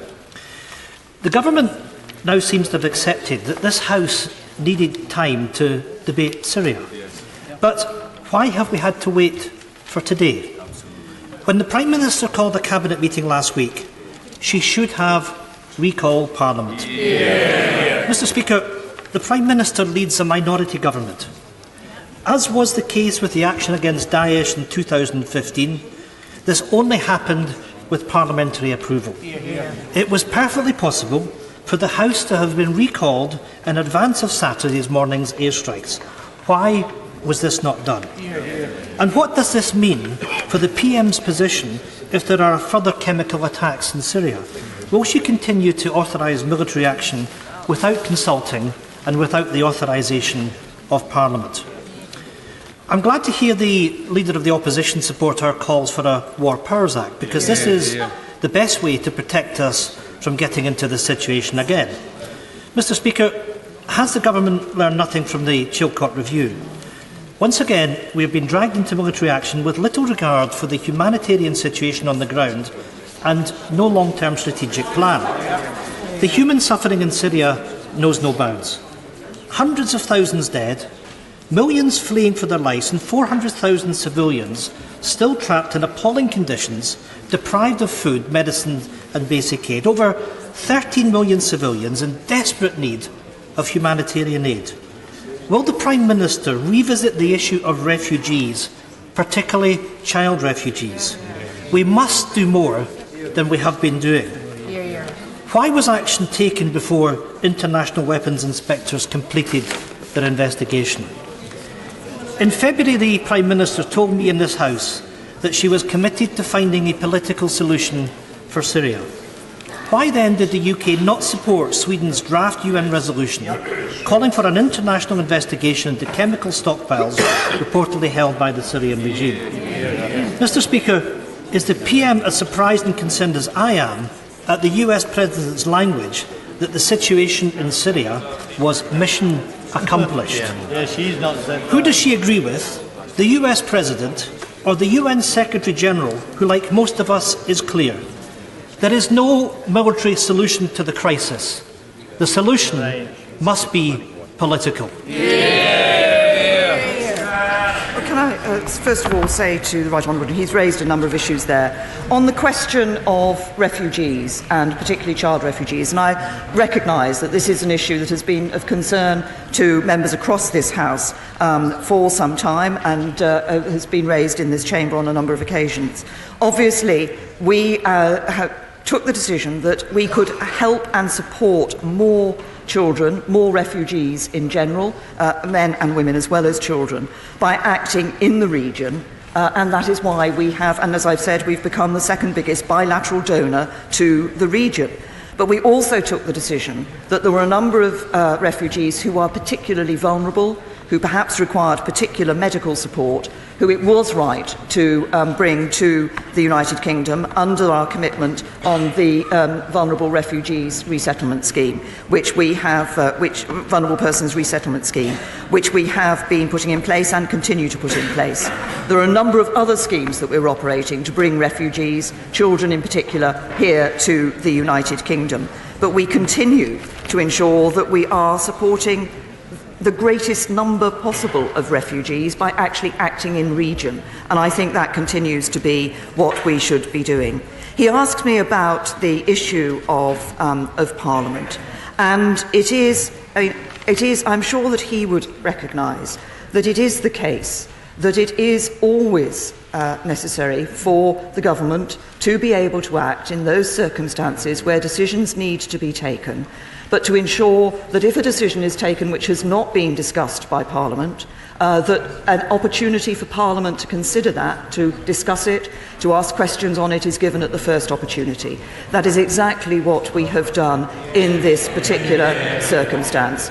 We have also been as open as possible in terms of publishing the legal basis for which we have, on which we have taken this decision, and making information available to a number of parliamentarians on a Privy Council basis, and trying to ensure that we can provide the maximum possible briefing, commensurate, of course, with the fact that some of the intelligence that we have and have operated on is not intelligence that it is possible to share with Parliament.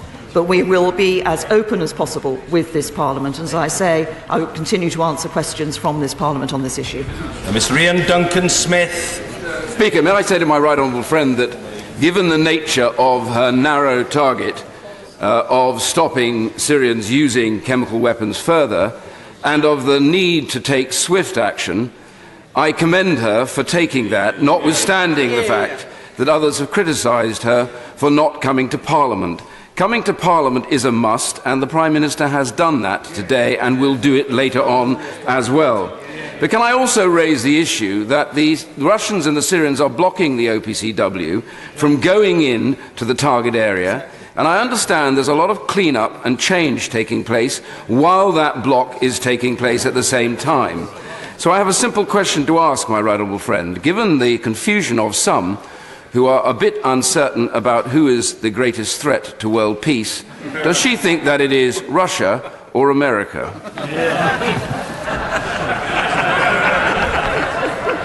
Well, can I say to my right honourable friend that I think people are seeing from the actions that Russia has taken in support of the Syrian regime, but as my right honourable friend has pointed out, what we are seeing in Syria at the moment in relation to Duma is that efforts are being made to ensure that it is not possible for the inspectors to be OPCW to be able to go in and to ascertain the truth of what happened in Duma. We took a decision, we assessed together with our allies, and the assessment was agreed amongst the three parties that took place in these strikes, that all the evidence that we had seen from open source reporting, the reporting of NGOs, the reporting of the World Health Organization, that this was a chemical weapons attack, and as I've indicated, a number of pieces of information and intelligence that showed that it was highly likely that this was undertaken by the Syrian regime. But my right honourable friend is right. Actually, more could have been done by the OPCW if Russia had not vetoed the resolution in the United Nations Security Council. It would be possible to make greater efforts on the ground to establish now what had happened in Duma if Russia and the regime were not blocking the opportunity for the OPCW to go to the site, and if efforts were not being made by the regime to ensure that material from the site is not available for that sort of analysis. It is quite clear that every effort is being made, and this is why I pointed this out in my statement in relation to comments the Leader of the Opposition had made. It is perfectly clear that Russia is preventing, is stopping, is blocking our opportunities to ensure that we can properly hold to account those responsible for chemical weapons attacks in Syria. Sir Vincent Cable. I also regret, Mr. Speaker, that the Prime Minister did not seek the prior approval of Parliament, especially as at least some of her arguments are compelling. But can I ask a question of the member for Rushcliffe, which she didn't answer? is that if the Syrian regime is now foolish enough to use its residual stocks to attack other holdouts like Idlib, does the Prime Minister intend to order fresh strikes, or is it, in the words of President Trump, a one-off operation and mission accomplished? Can I say to the right honourable gentleman that this was a limited and targeted set of strikes that took place between the United Kingdom, the United States and France. The intention of those strikes and the targets were carefully chosen. The intention was to degrade the chemical weapons capability of the Syrian regime and to deter its willingness to use those chemical weapons. Nobody should be in any doubt of our resolve to ensure that we cannot see a situation where the use of chemical weapons is normalised. Sir Michael Fallon. Would the Prime Minister accept that the public well understand that when our forces need to act quickly and decisively and safely in concert with our allies, it must be right to authorise strikes without giving notice? Is it further not clear that if the use of chemical weapons goes completely unchallenged, we are going to see dictators in other countries using these awful weapons to suppress opposition? Well, can I thank my right honourable friend for his comment? And in fact, when I quoted from the written ministerial statement in 2016 earlier, it was in fact the written ministerial statement, I believe, in my right honourable friend's name, where it was clear. It said, we must ensure the ability of our armed forces to act quickly and decisively and to maintain the security of their operations is not compromised in observing the Convention. And it's important that we are able to do that, and I absolutely agree with my right honourable friend. Yvette Cooper. Thank you, Mr. Speaker. This was clearly a vile attack by Assad on his own people, and we have a responsibility to consider how to respond whilst also not escalating global conflict. But Parliament has considered these kinds of complex issues before. We have voted for and against military action. We have got things right and got things wrong, and so too has the executive. And the Prime Minister and her cabinet appear today to not just be arguing about the circumstances of last week, but also to be rejecting the entire principle of consulting, debating and voting in Parliament in advance of military action. Given the importance of us pioneering democratic values across the world, can she clarify her position on this and say how important she thinks it is for Parliament to decide issues of war and peace? Can I say to the right honourable lady, it is not a question of the government rejecting that. It is, if I can return again to the written ministerial statement, which observed that the Cabinet Manual states that in 2011 the government acknowledged that a convention had developed in Parliament, that before troops were committed the House of Commons should have an opportunity to debate the matter, and said that it proposed to observe that convention except where there was an emergency and such action would not be appropriate. It then goes on subsequently to refer to references after that, but says, as I have just said in response to my right honourable friend, the member for Sevenoaks, in observing the Convention, we must ensure that the ability of our armed forces to act quickly and decisively and to maintain the security of their operations is not compromised. And where it is the case that the government takes a decision and acts without a debate in Parliament, as has happened in this, on this occasion, it is right that I come to Parliament at the first opportunity to explain that decision and to give members of this House an opportunity to question that and to hold me and the government to account. Tom Tugendhat. Thank you, Mr. Speaker. I can only imagine the burden on the Prime Minister's shoulders as she took the onerous decision she took. I can only say that from the other side, receiving orders like that is about the most sobering thing you can ever get. May I congratulate her on having taken action that I believe to be not only legitimate but right and indeed urgent. And I congratulate her and her colleagues and indeed our international partners in standing together on this. May I also ask her, however, if she will reinforce the efforts of the Foreign Office, because few have been shouldering the burden as heavily as Karen Pierce in the United Nations, although others in our diplomatic network have done so. Would she not agree with me that the role of the Foreign Office is to promote the aims and interests of our government and our people we are here to represent, and not to wait for a veto and the order that Moscow says no. Well, I absolutely agree with my honourable friend that it must be the UK government that determines UK foreign policy, and we must not hand over our foreign policy to a Russian veto. It is absolutely essential that we determine our foreign policy, and that the Foreign Office, of course, is a key part of delivering that. Mr. Hilary Benn. Very much, Mr. Speaker. There are many who support the principle of humanitarian protection, what it achieved in Kosovo and Sierra Leone, and what its absence cost in Rwanda and indeed in Syria. And of course we must uphold the international prohibition on the use of chemical weapons. But as someone who supported military action against Daesh in Syria in the vote in December 2015, may I say gently to the Prime Minister that she should have come first to the House before committing our forces to action. And therefore, may I ask her to give us an assurance that in the event, heaven forbid, that President Assad chooses to use chemical weapons against innocent civilians once again, that she will come to Parliament first, that she will share such evidence as she can with us, as she has done today, and that she will trust Parliament to decide what is to be done.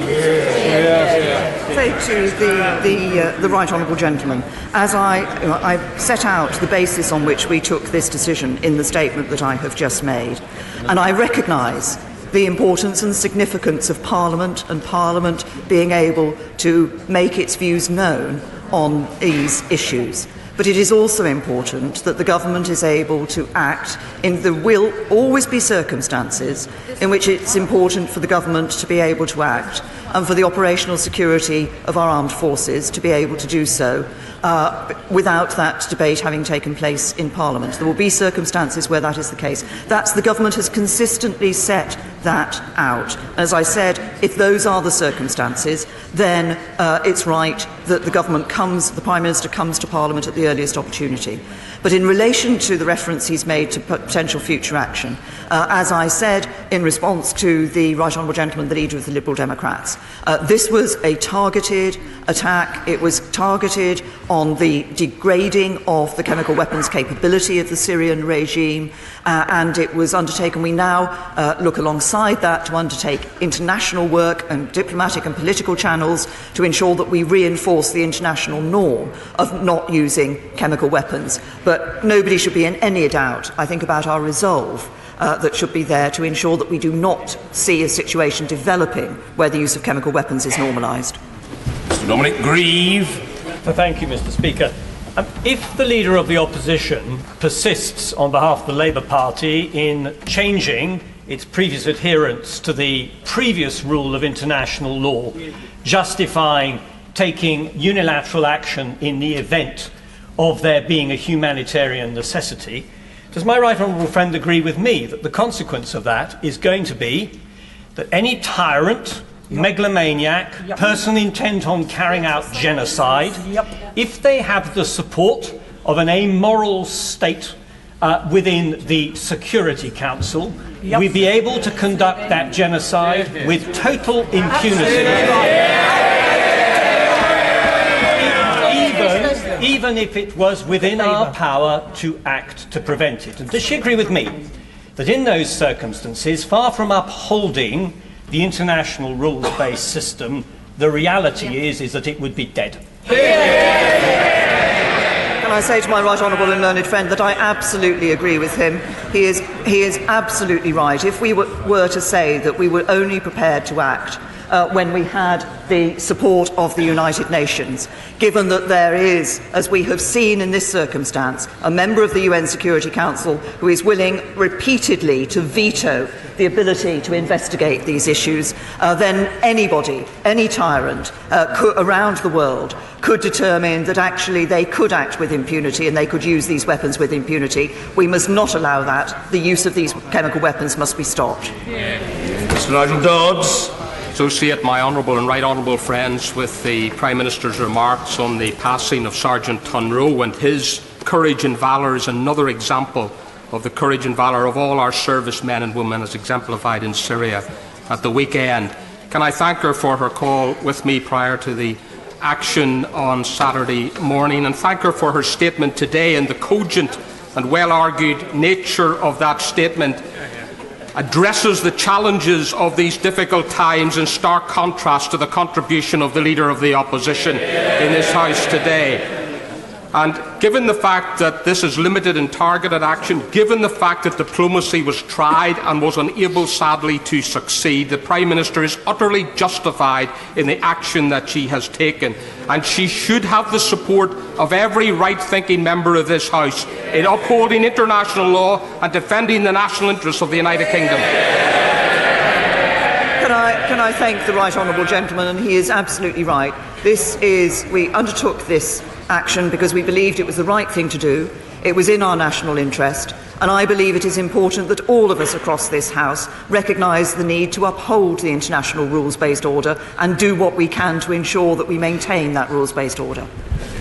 Dr. Julian Lewis. I welcome the calm and measured assessment of the Prime Minister, as I suspect do a considerable number of honourable members on the other side of the House.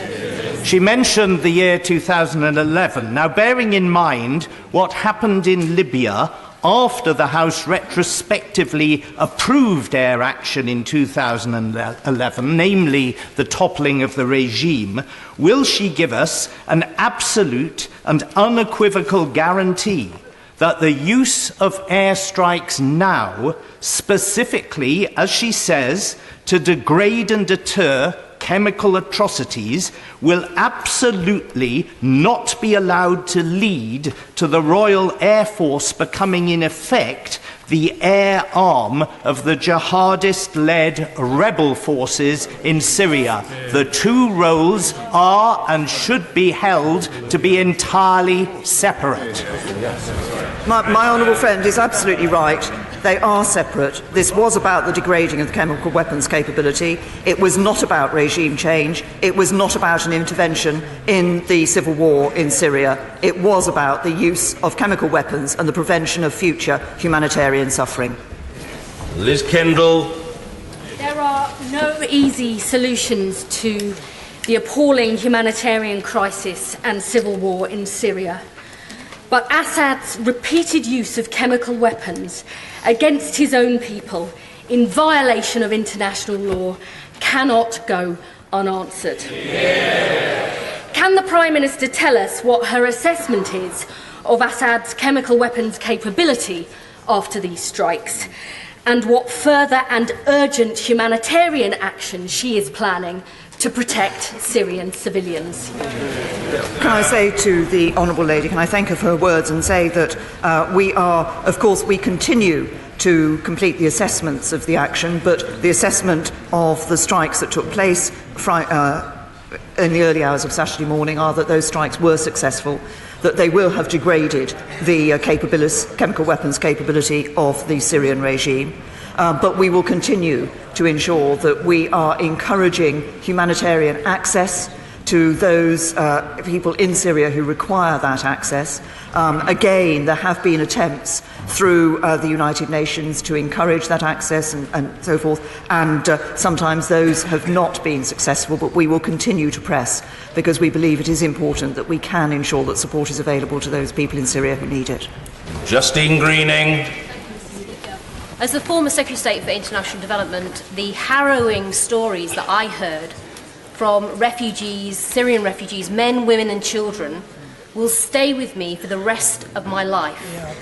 Does she agree with me that on their behalf we simply cannot turn a blind eye to this breach of international law, and there will be times when action is urgent and must be taken? And does she agree with me we cannot also allow countries like Russia and Syria to simply dictate our foreign policy through barring action? Absolutely agree with my right honourable friend. She has, as she said in her former role, she will have had the opportunity to speak with and hear from Syrian refugees about their experiences. I think nobody who has seen the pictures or read the descriptions of what happened in Douma can think anything other than that this was an absolutely barbaric act that took place, and that it is right that we do act in response to that and the continued use of chemical weapons, because this was about the continued use of chemical weapons and the potential for those weapons to be used in future. Liz Saville-Roberts. The sight of children and adults suffering from the effects of chemical weapons cries out to all humanity for a humane response. But planning for war without equally robust planning for peace is anything but humane. Conventional and chemical weapons are indiscriminately horrific. In what way will this weekend's strikes prevent children from monstrous attacks in future? What we have undertaken is a limited and targeted set of strikes alongside our allies in the United States and France. The purpose of those strikes, and as I've just indicated in response to a previous question, our assessment is that those were successful, was to degrade the capability of the Syrian regime to use chemical weapons, and it is that degrading of their capability, but also those strikes were intended to deter their willingness to use chemical weapons, and it is that degrading of their capability which we believe will have an impact and will help to alleviate and ensure that we do not see the same humanitarian suffering in future. The Nicholas Soames. Well, my right honourable friend will agree that the use of chemical weapons by anyone, anywhere, under any circumstances, is illegal, contrary to all the laws of war, and utterly reprehensible.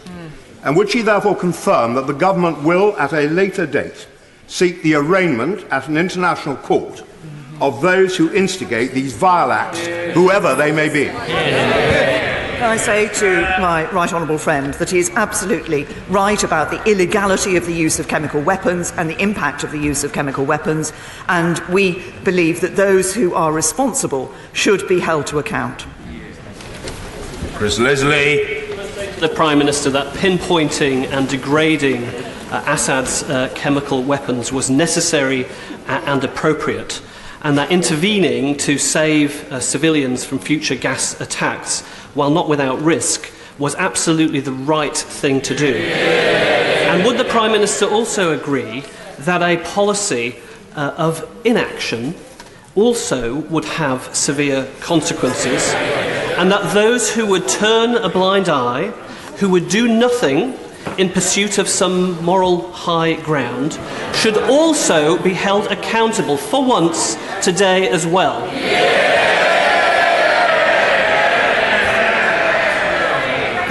Can I thank the right honourable gentleman for his comments, and I agree with him.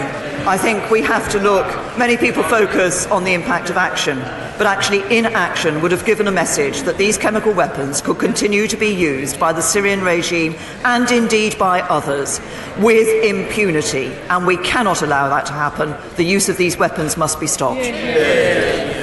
Priti Patel. There are no words to describe the appalling nature of the humanitarian disaster confronting Syria, which is why I commend my right honourable friend for the very strong action that she has shown and also the support she's given to the Syrian people.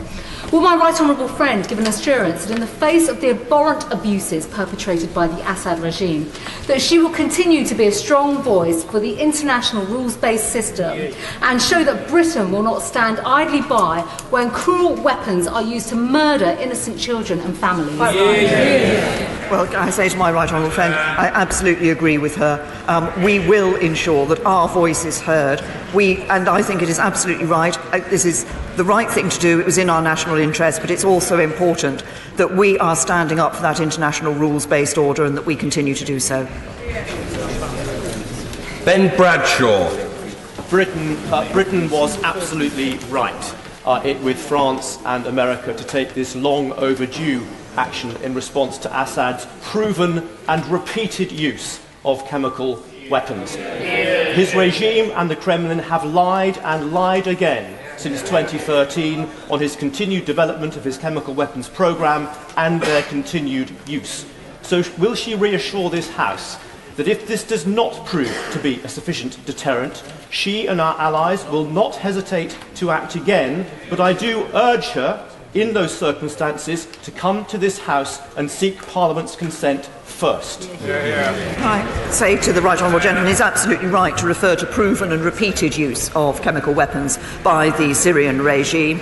And as I said earlier in response to a number of other questions, nobody should doubt our resolve. Nobody should be in any doubt about our resolve to ensure that we the alleviation of humanitarian suffering by dealing with this issue of the use of chemical weapons, but also our resolve to ensure that the use of chemical weapons is not normalised. Sir Edward Lee. The Prime Minister was indeed heard in respectful silence because her moderate and determined and sensible attitude deserves respect from this House. But may I ask a question on behalf of the persecuted Christians of the Middle East, who will face further persecution if it is believed that their sponsors in the West are taking sides in this civil war? So will she assure us that not just in terms of this airstrike, but generally, we are no longer in favour of regime change. We do not take sides. We are only on the side of peace. And can she look me in the eye and say that whilst we, backbenchers, can of course not have access to intelligence, she does, and having had that access, she is absolutely clear in her own mind that beyond reasonable doubt the regime was responsible for this attack? Well, can I, on the first point that my honourable friend has raised, can I say that I recognise the concerns about persecuted Christians in this region, and indeed this is a matter which we're discussing with the Foreign Office, how we can look at this issue of persecuted Christians, but also actually other religious groups who find themselves persecuted in wherever that might be, and including in this region. And I can give my honourable friend the absolute assurance that from the intelligence that I have seen, from the analysis I have seen, from the assessments that I have heard, I am in absolutely no doubt that the Syrian regime was responsible for this attack in Douma. Caroline Lucas. Mr. Speaker, the Prime Minister has said that the legal basis relies on there having been no practicable alternative to the use of force.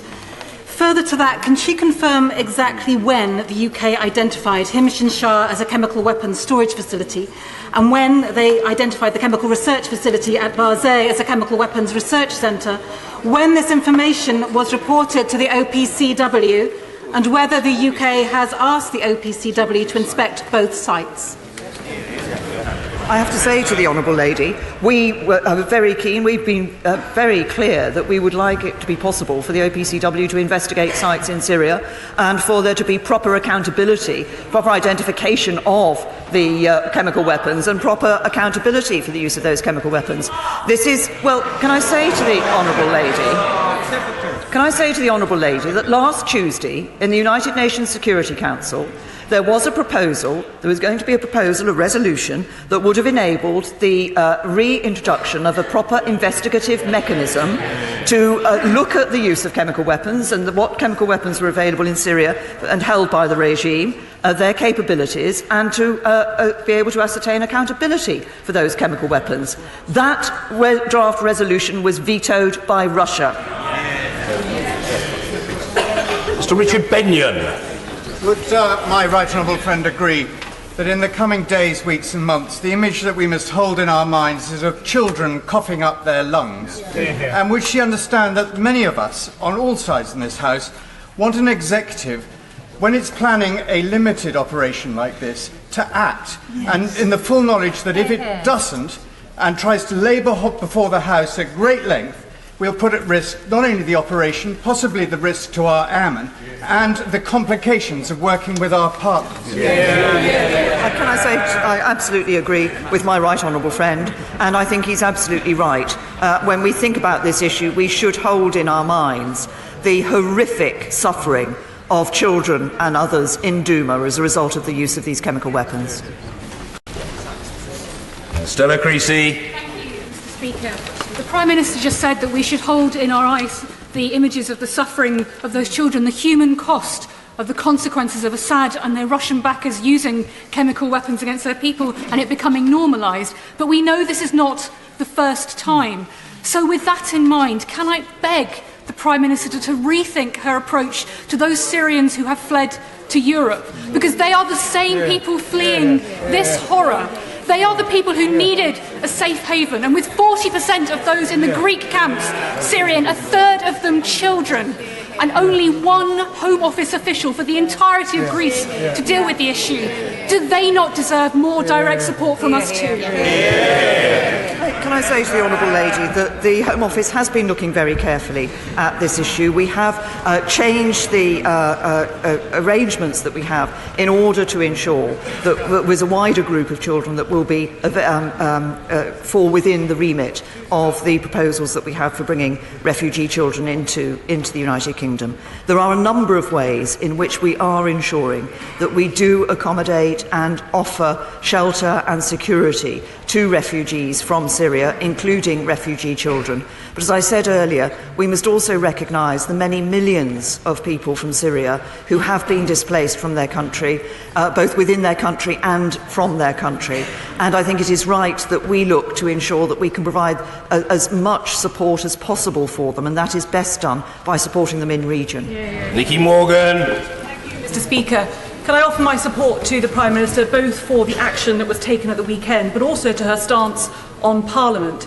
She's absolutely right that members of Parliament are there to scrutinise the decisions of the executive, but it is the Prime Minister's right with her government to make the difficult decision that she did at the end of last week. Can I ask her about a line in her statement? She talks about continuing to work with international partners on tough economic action against those involved with the production or dissemination of chemical weapons.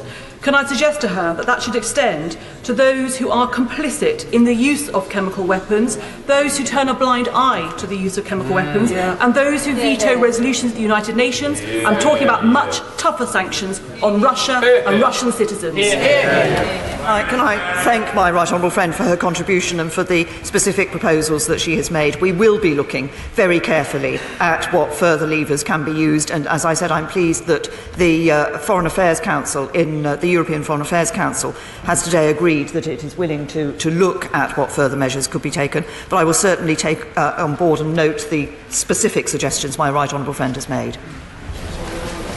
Order. It's always very good to be able to call a fairly new and young member, particularly when that member is celebrating her birthday. Paula Sheriff. Thank you, Mr. Speaker. All of us in this House agree that after the appalling scenes that we saw in Douma, there is a desperate need to provide humanitarian relief and medical care to the civilians who have fled the city and also to those who have remained. So can the Prime Minister tell us what action she has taken to that end? Well, can I first of all wish the Honourable Lady a very happy birthday. As I said, we will be continuing to work with our international partners, both to look at what more we can be doing in terms of our humanitarian support, but also in pressing for humanitarian access. As the Honourable Lady and others will know, this has been one of the problems. Time and time again, there have been groups of people within Syria who have been suffering as a result of the conflict, for whom it has not been possible to get that humanitarian access. We will continue to press at the international level for that access. Mr. Crispin Blunt. On Sunday, the Leader of the Opposition on the Mar show said that our exports that go to Saudi Arabia end up somewhere in very bad hands in Syria and other places. The Leader of the Opposition has rightly called for evidence to support and for the government to be satisfied about this intervention. If you, on the one hand, demand evidence and then repeat malicious gossip for which there is not only no evidence but is contradicted by the NGOs who are specialists in this area, you are guilty of very poor double standards. I absolutely agree with my honourable friend. Oh yes, on the subject of new young members early in their parliamentary careers, let's hear from Mr. Barry Shearman. Mr. Speaker, it's not my birthday, but I was born on the week in London on the weekend of the worst weekend of the Blitz. August 19th. And my next-door neighbour's family were killed and the 2 children died that night. So when I hear of a tyrant killing children, I want action. I have no criticism of the Prime Minister. I have one problem and demur. I am a passionate pro-American. I have been all the time I've been in this House. I see it as a beacon, I've seen it as a beacon of our democratic world. But I have to say to thee, I was in United Nations all last week when all this happened on different business. And the conversations there were quite chilling in the sense many of us, passionate pro-Americans, couldn't remember a time when we were seriously worried about American leadership and the American president at the same time as we didn't trust Putin and his horrible gang. We need a Prime Minister and European leaders to show the way in these troubled times. Don't you agree with me? Can I say to the honourable gentleman...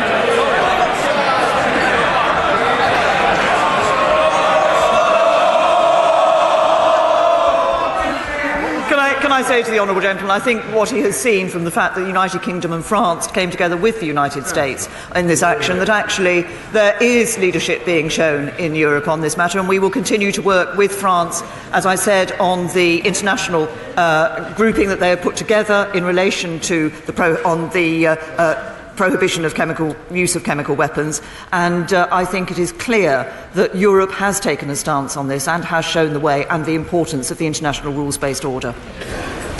Sir Desmond Swain. Had she first sought our consent, with what detail might she have persuaded us without fundamentally compromising our intelligence gathering capability? My right honourable friend, I think, has put his finger on a particular aspect of this issue. It is not possible to bring all the intelligence through to this House. It is not possible to make all of that intelligence public.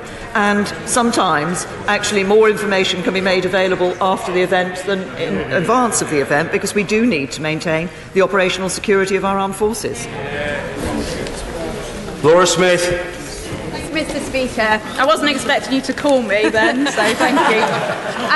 For those of us who have been trying to follow President Trump's tweets over the last week, I can't be the only person who has found it extremely difficult to keep track if he was for military action or against military action. So I wondered, can the Prime Minister tell us at what point the President instructed her that military action would be taken?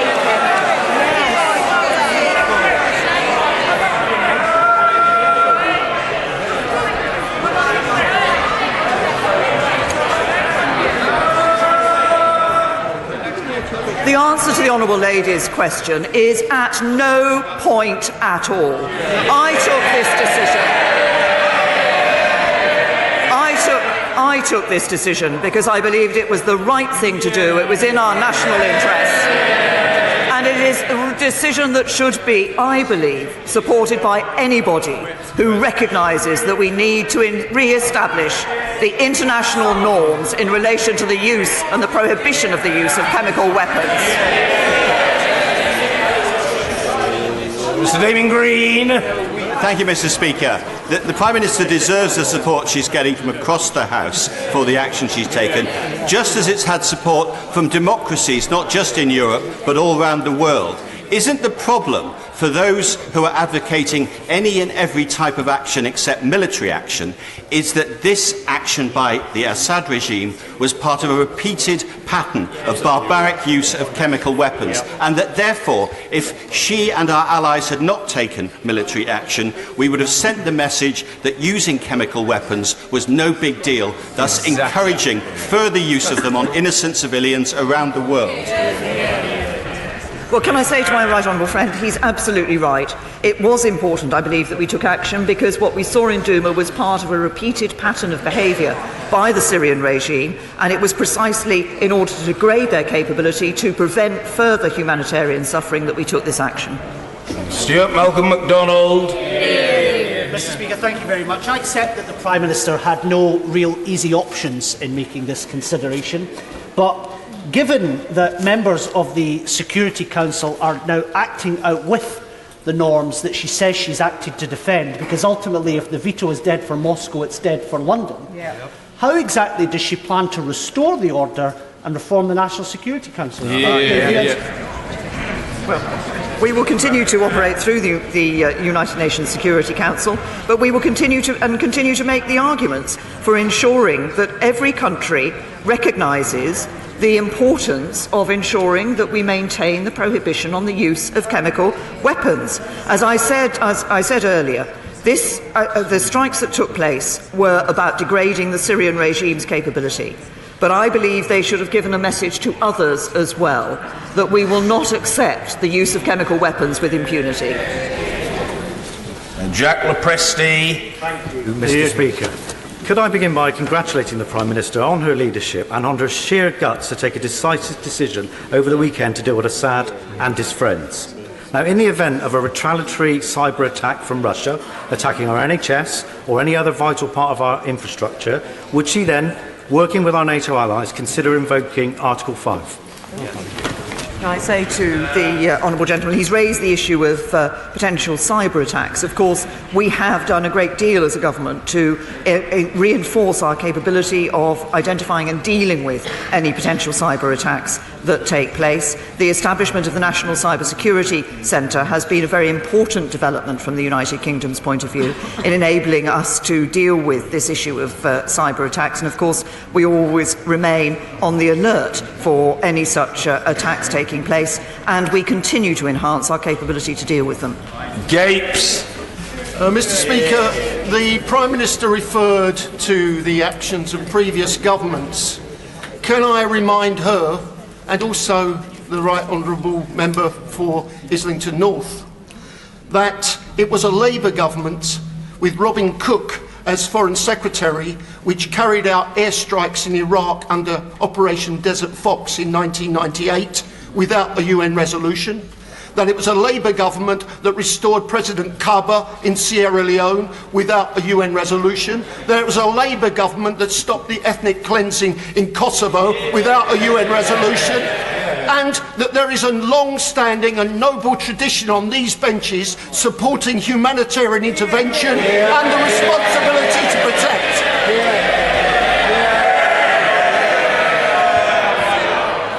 The honourable gentleman is absolutely right. Decisions have been taken by governments of all colours to take action where we believed it was in the national interest and where we believed it was important in order to prevent humanitarian suffering. And as he has said, there has been a long-standing tradition and proud tradition in the Labour Party of being willing to step up to the plate and take those decisions when it is necessary to do so. John Barron. Decisions are always difficult, and Prime Ministers must retain the leeway to commit armed forces in extremis. But I hope she will also understand that many are concerned, given our previous track record of errors in previous interventions and in Syria, that government should be properly scrutinised before committing troops. Given the possibility of future interventions in Syria, under what circumstances does the Prime Minister think it right to come to this place and consult before committing armed forces? Can I say to my honourable friend, I absolutely understand the concern that he and other members of this House will have in relation to the role of Parliament, particularly given the experience, and I know this is an issue on which my honourable friend has been concerned in the past and continues to be concerned.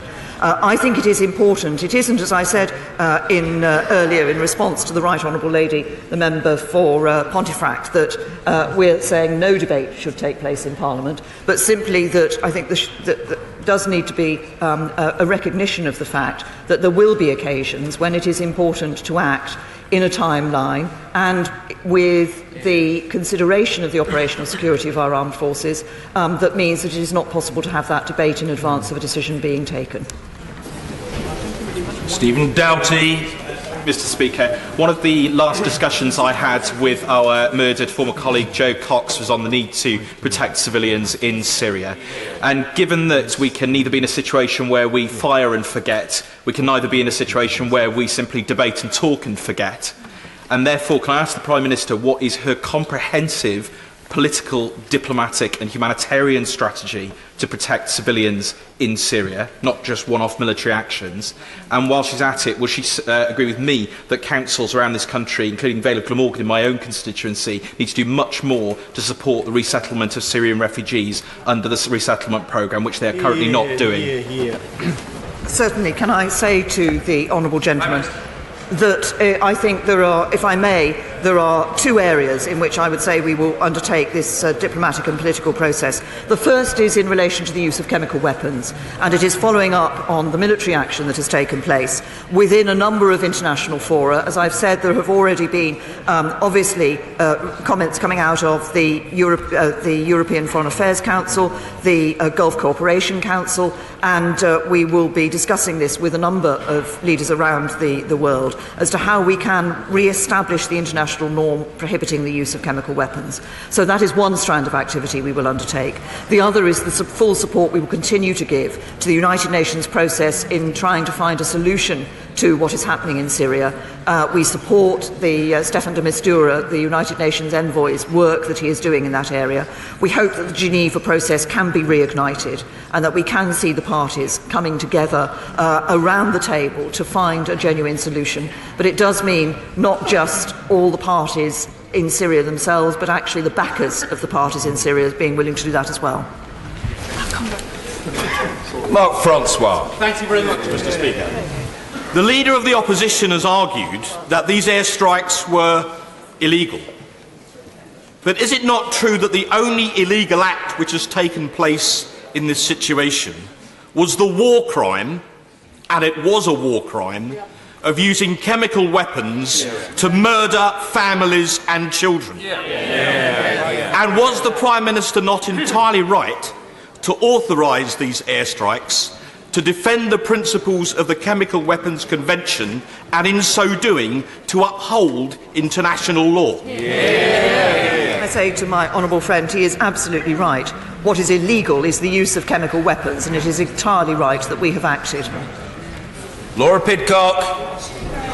Mr. Speaker, I haven't heard much clarity on this, so could the Prime Minister tell us if she was planning to use executive powers again with regard to military action in Syria in breach of commonly understood parliamentary protocol, which would have given the House a say in a matter of war? There is clear opposition from British people to airstrikes, and I think the public are right to be sceptical. So could the Prime Minister also explain how Friday's airstrikes have improved the safety and security of Syrian people practically, when we are aware that the bombing and violence is continuing unabated throughout the region? The Honourable Lady, I've answered, responded to a number of questions in relation to Parliament. On the second part of her question, she asks about what impact this will make. The strikes that took place were about degrading the chemical weapons capability of the Syrian regime. As I've said in answer to other questions, the assessment that we have made is that the strikes were successful. We continue to obviously build that picture, but that is our assessment of the strikes that have taken place. And it is by degrading their chemical weapons capability that we can have an impact and ensure that we are reducing the likelihood of the humanitarian suffering in the future. Mr. David Jones. The conflict in Syria has had the most serious impact on other nations in the region, not least upon countries friendly to the UK, such as Jordan, which has done so much to accommodate refugees from the fighting.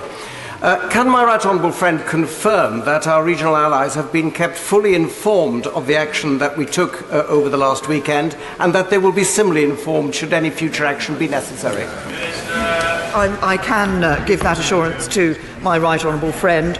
We have been, in fact, he specifically mentions Jordan. I spoke to His Majesty the King of Jordan on Saturday about this and about the support that the United Kingdom continues to give to Jordan, which is important. It is has a large number of refugees in Jordan, and I think it's absolutely right that we continue to support that country in providing for those refugees and in other ways. Joanna Cherry. Mr. Speaker, the policy paper on the UK government's legal position says that the UK is permitted under international law on an exceptional basis to take measures in order to alleviate overwhelming humanitarian suffering. But it doesn't cite any authority for that proposition. It doesn't quote the UN Charter. It doesn't refer to any Security Council resolution, nor to any international treaty of any kind. Can she tell us why that proposition is unvouched in the policy paper? Can I say to the Honourable Lady that the basis on which we undertook this action is one which has been accepted by governments previously. It's one under which previous action has been taken. And I believe it continues to be the right basis for ensuring that we can act to alleviate humanitarian suffering. I would have thought the alleviation of humanitarian suffering was something which should gain support from across this whole House. James Gray. Mr. Speaker, it is a historic reality that of the many hundreds of occasions on which this country has gone to war or committed troops, only 4 have been voted for prior to that occasion in this House, the most notable of them being when Tony Blair illegally committed our troops to war in 2003. Not a great precedent. So would the Prime Minister not agree with me? Would the Prime Minister not agree with me that she has the secret intelligence, she has the legal advice, she has the military advice to take that most awful and terrible of all decisions to commit our troops to war, and that by coming here looking for political top cover, rather than empowering Parliament, she's actually emasculating it?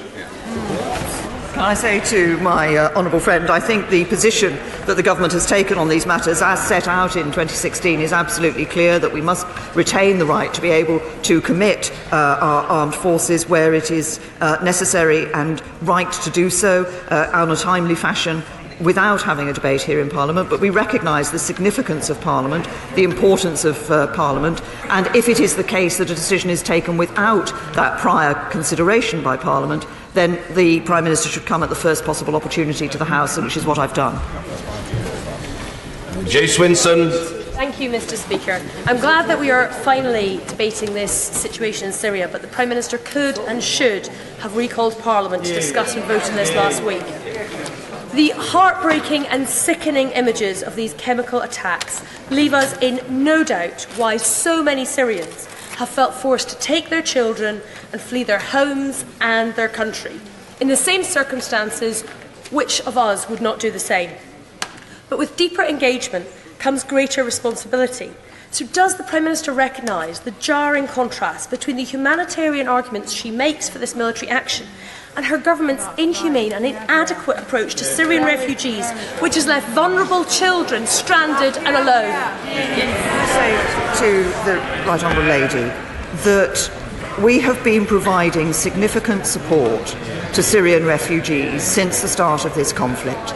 It is the biggest single humanitarian intervention that this country has made, a support that we are giving to Syrian refugees. We have been providing water, food, medical consultations for tens, if not hundreds of thousands of Syrian refugees, and we continue to do so. I believe it is right that we continue to recognise the need of those people and that we continue to provide for it. Robert Halfon. Thank you, Mr. Speaker. I sincerely thank my right honourable friend for making sure Britain stands up against these chemical weapons attacks.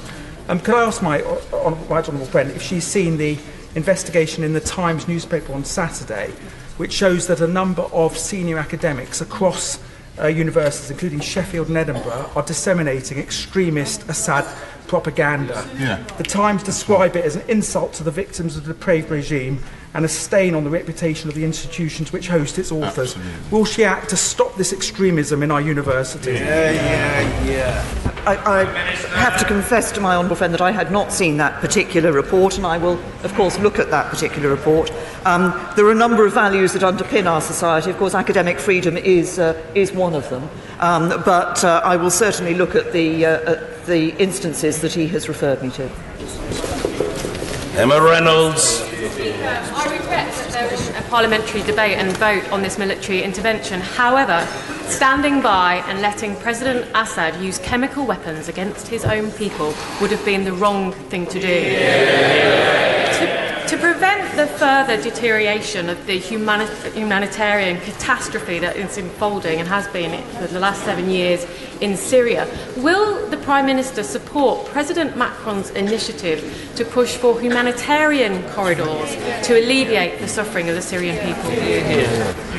We will be pressing for humanitarian access. The exact form in which that humanitarian access might occur, of course, might vary, but we will continue to press with our international allies for humanitarian access. Leo Doherty. I'm very grateful for the Prime Minister's robust action over the weekend. And given that this action has been legal, precise and timely, would she agree with me that those who seek to play politics around this issue by raising spurious legal questions do a great disservice to their office and also a grave disservice to the innocent civilians in Syria who have faced the horror of chemical attack? Well, yes, I agree with my honourable friend, and if I can say to my honourable friend, I think from the contributions that have already been made, it is clear that across this House there is support for action being taken against the use of chemical weapons and in support of those who have been suffering so abominably from the action of the Syrian regime. Mr. Kevin Jones. The military action that took place was both correct and proportional in response to the horrific spectacle of women and children being gassed in their own homes in Ghouta. In terms of the military action, though, it is only part of the strategy. So could she expand a little bit further on what else would take place over the next few weeks in terms of the broader strategy, including the suggestion from the Honourable Member for Loughborough about economic sanctions against those who are supporting the Assad regime? Well, yes, I mean, there are a variety of ways in which we will be pursuing further action on the international stage. We will be looking at various economic levers, as I've said, and while those, I will take on board the comments that have been made within this House about the importance of doing that. We recognise that it wasn't just a case of the strikes taking place on Saturday morning, that we do need to follow this up with this international action. We will look at the economic levers we can take place. I've already discussed, as I've referenced, the Foreign Affairs Council in Europe has already been looking at the willingness to take further action. I've discussed that with a number of European Union leaders as well. Richard Graham. Speaker, the Prime Minister today has made a compelling case for limited military action against the use of chemical warfare in Syria. But the wider diplomatic and political initiatives to bring about the end of these ghastly conflicts in Syria and achieve a lasting peaceful solution seem no closer to resolution today than they were 5 years ago. What does my right honourable friend believe is possible to try and get all the parties involved refocused on achieving that desperately difficult goal? I say to my honourable friend, and he's right, I mean, obviously it has been difficult over the years that this conflict has taken place to bring the parties around the table. I think it's important not only that the opposition parties in Syria are willing to come around the table, which they are, but the regime is, and Russia needs to play its part in ensuring that the regime is willing to come forward and to sit down and discuss the future of Syria. Wes Streeting.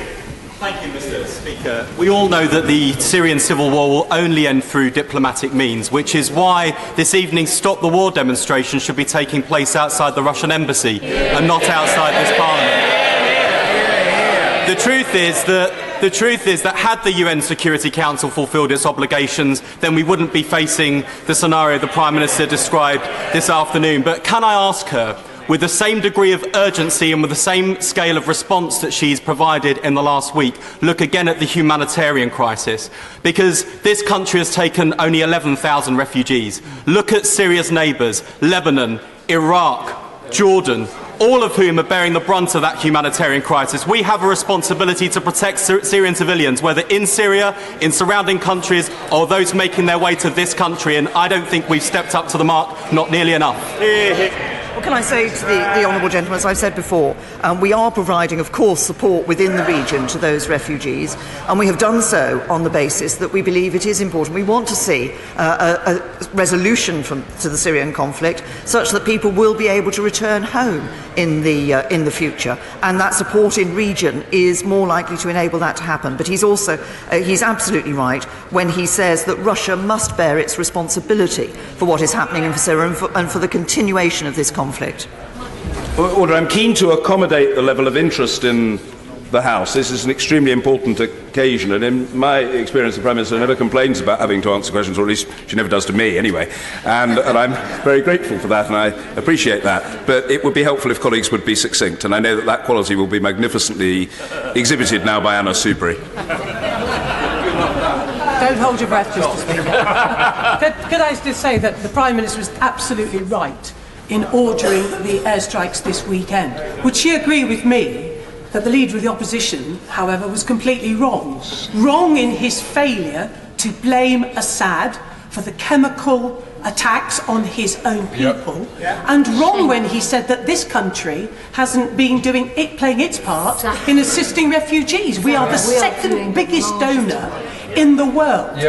Broxtow's taken 4, soon to be 5 families, Mr. Speaker, and we are very proud of that. For a borough of our size, that is a serious achievement, and we hope to take more. Would my right honourable friend, the Prime Minister, agree it is now imperative that countries across the world play their part in the humanitarian relief for those who've had to flee from Assad's regime? Look, I can deal with most things, but it's quite difficult dealing with lawyers. The Prime Minister. My right honourable friend asked about other countries playing their part in the humanitarian support and support for refugees. She's absolutely right, and that's why I hope countries will step up at the conference that is due to take place in Brussels towards the end of this month, so that we can ensure that support is available. Fiona Onasanya. In the Prime Minister's statement, she said, "We are confident in our own assessment that the Syrian regime was highly likely responsible." My question to the Prime Minister is that surely the burden of proof should be beyond reasonable doubt as opposed to being highly likely. In addition to that, I would be interested to know who we are when Parliament was not consulted. Well, I can say the government made its assessments. Those assessments were not just the view of the UK government. They were shared by our allies, and on that basis we acted. Antoinette Sandbach. Mr. Speaker, may I support my right honourable friend in her decisive action this weekend and say that were we waiting for war crimes prosecutions to take place, we would still be waiting for prosecutions dating to the events back in 2013 that she described. Whilst I urge her to collect evidence relating to war crimes, can I also urge her, if the position arises again, that she acts as she did this weekend? Can I say to my honourable friend that we will always act in the national interest, and there should be no doubt about our resolve on this issue of ensuring that we return to the international norm of the prohibition on the use of chemical weapons. James Cleverly. Thank you, Mr. Speaker. From Prime Minister Trudeau in Canada to Prime Minister Abe in Japan, European leaders in Australia, leaders in New Zealand, the leaders of international bodies around the world stand shoulder to shoulder with her, France, and the United States of America in taking this action. Will she assure me that she will not listen to the increasingly small and isolated number of voices who insist that the Russian regime has a veto on our international actions, and will she instead listen to those numerous voices around the world who support the action she took at the weekend? I'm very happy to give my honourable friend that assurance. Mr. Bryant. Inaction and indecision has its cost, and so far in Syria that has been met by the children of Syria, the parents who've lost their homes, the people who've lost their lives, and the families who've been displaced. So I say, yes, of course, the Prime Minister is right. When there is an emergency to take action, she has that prerogative right. But nearly always it will be better to come to the House of Commons first. In the end, the most pernicious role in Syria has been played by Russia. They have systematically refused to allow people to investigate where war crimes have been committed. They've advanced their own territorial ambitions, and we must make sure that they pay the price in the end. Is that not right? The honourable gentleman is absolutely right. Nobody should be in any doubt about the role that Russia has played in relation to this issue, and Russia could play a role in ensuring that we can find a diplomatic and political solution to what is happening in Syria. They have been unwilling to do so, and they have supported a regime which has illegally used chemical weapons to kill and to injure its own civilians, including young children. Sir Geoffrey Clifton Brown. Thank you, Mr. Speaker. Many of the ghastly chemical attacks that my right honourable friend has announced this afternoon would be classed as war crimes. So she was absolutely right, in my view, to take the action she has. In contrast, what would have been the consequence for future tyrants if the leader of the opposition had failed to take military action? I say to my honourable friend, I think the fact is that without action, then the message would have been given that it was OK to use chemical weapons, both by this regime but by any others who chose to do so. It's very important that we re-establish the fact that chemical weapons use is illegal and that the international community will not stand by and see these weapons being used. Martin Doherty-Hughes. Thank you, Mr. Speaker. It seems it's a week in which the government, first of all, has sought to leave the Commonwealth and nearly deported its citizens, in which it has sought to defend the international rules-based system by ignoring the United Nations and reclaim parliamentary sovereignty by not using it. Can the Prime Minister advise the House where does this fit in their plan for a global Britain? Say to the honourable gentleman, he talks about we have not ignored the United Nations. We have tried to work through the United Nations, but Russia has vetoed action in the United Nations. And if what he is saying is that this country should effectively give Russia a veto over our foreign policy, then I have to say to him that I absolutely disagree. The United Kingdom government will determine the United Kingdom's foreign policy, nobody else. Helen Whately. Thank you, Mr. Speaker. Russia is waging a propaganda war. It's involved in the cover-up. It's reporting that the attack was staged, and it has, over many months, systematically and strategically used social media to undermine Western engagement and intervention in Syria. While it is right to hold the government to account, does my right honourable friend agree that the leader of the opposition is at risk of becoming a voice for our country's enemies?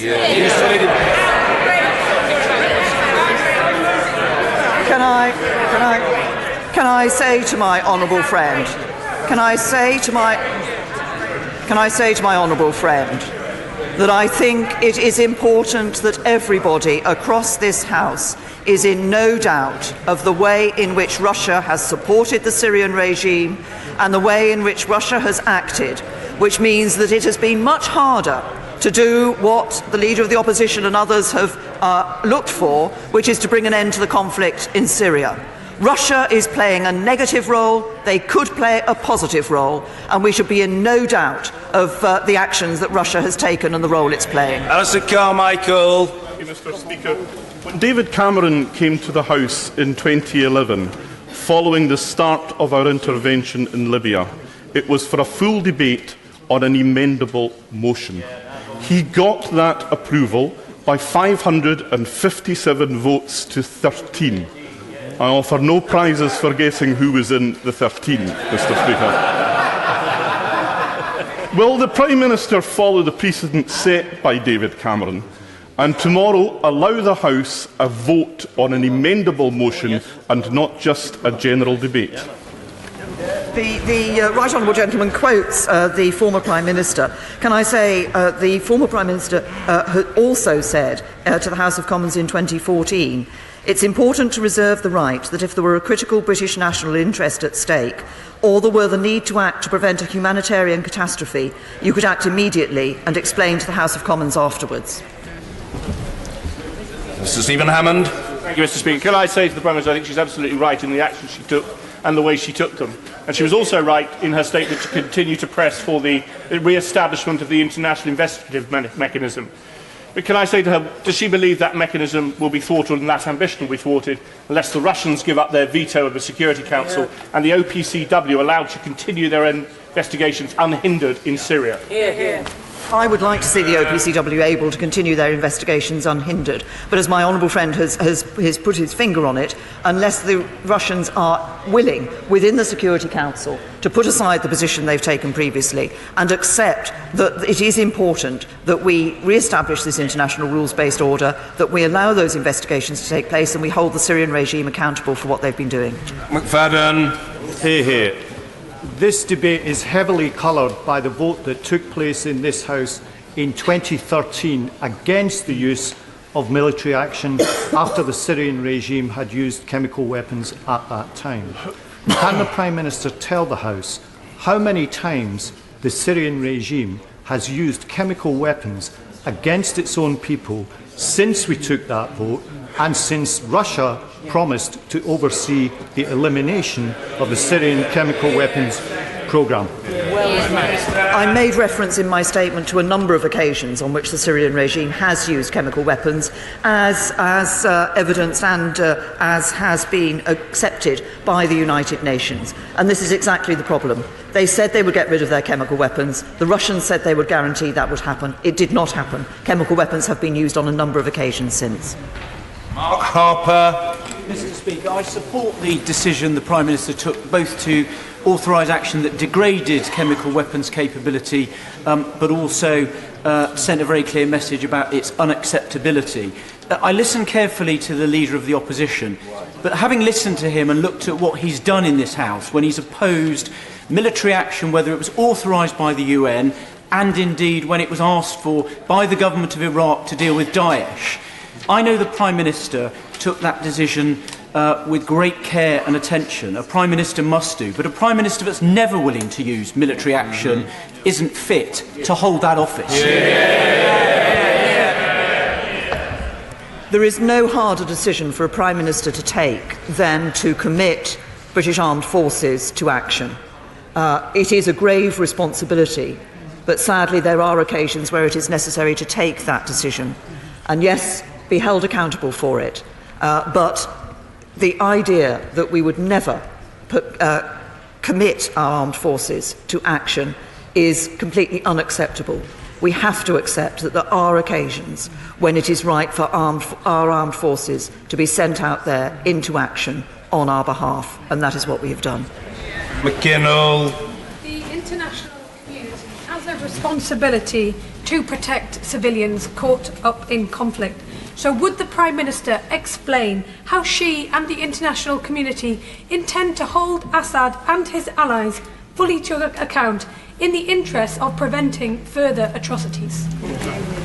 The first step that we've taken to, in the interest of preventing further atrocities, is to take action to degrade the chemical weapons capability of the regime. We also want to follow this up with the diplomatic and political pressure on this issue of the use of chemical weapons, and we believe that it's not just about degrading the chemical weapons capability of the regime. I hope this has sent a message to others as well that the international community is resolved in not being willing to see the use of chemical weapons normalised. Vicky Ford. Speaker, the Leader of the Opposition has suggested Britain only acted because it was instructed to do so by the US. And I find that hugely disrespectful to the British government, to British armed forces and to our allies in France. Does the Prime Minister agree that it is vital that the government can take action rapidly when needed, and it is vital that we send a message to Putin and Assad that we are ready to use such powers? Well said, Vicky. Let nobody be in any doubt. We did not act under instruction from anybody. We acted in the national interest. Brown. Thank you, Mr. Speaker. So far today, the Prime Minister has ducked out the questions about Saudi Arabia's involvement in the biggest humanitarian crisis in the world, which is Yemen. She hasn't answered why she wouldn't wait until the outcome of the OPCW inspections, and she hasn't explained why a parliamentary recall would jeopardise the action that President Trump had already tweeted about. She hasn't answered about providing further humanitarian assistance for additional support for refugees, and yet she talks about parliamentary scrutiny. How is a statement after the event parliamentary scrutiny when she won't answer any hard questions?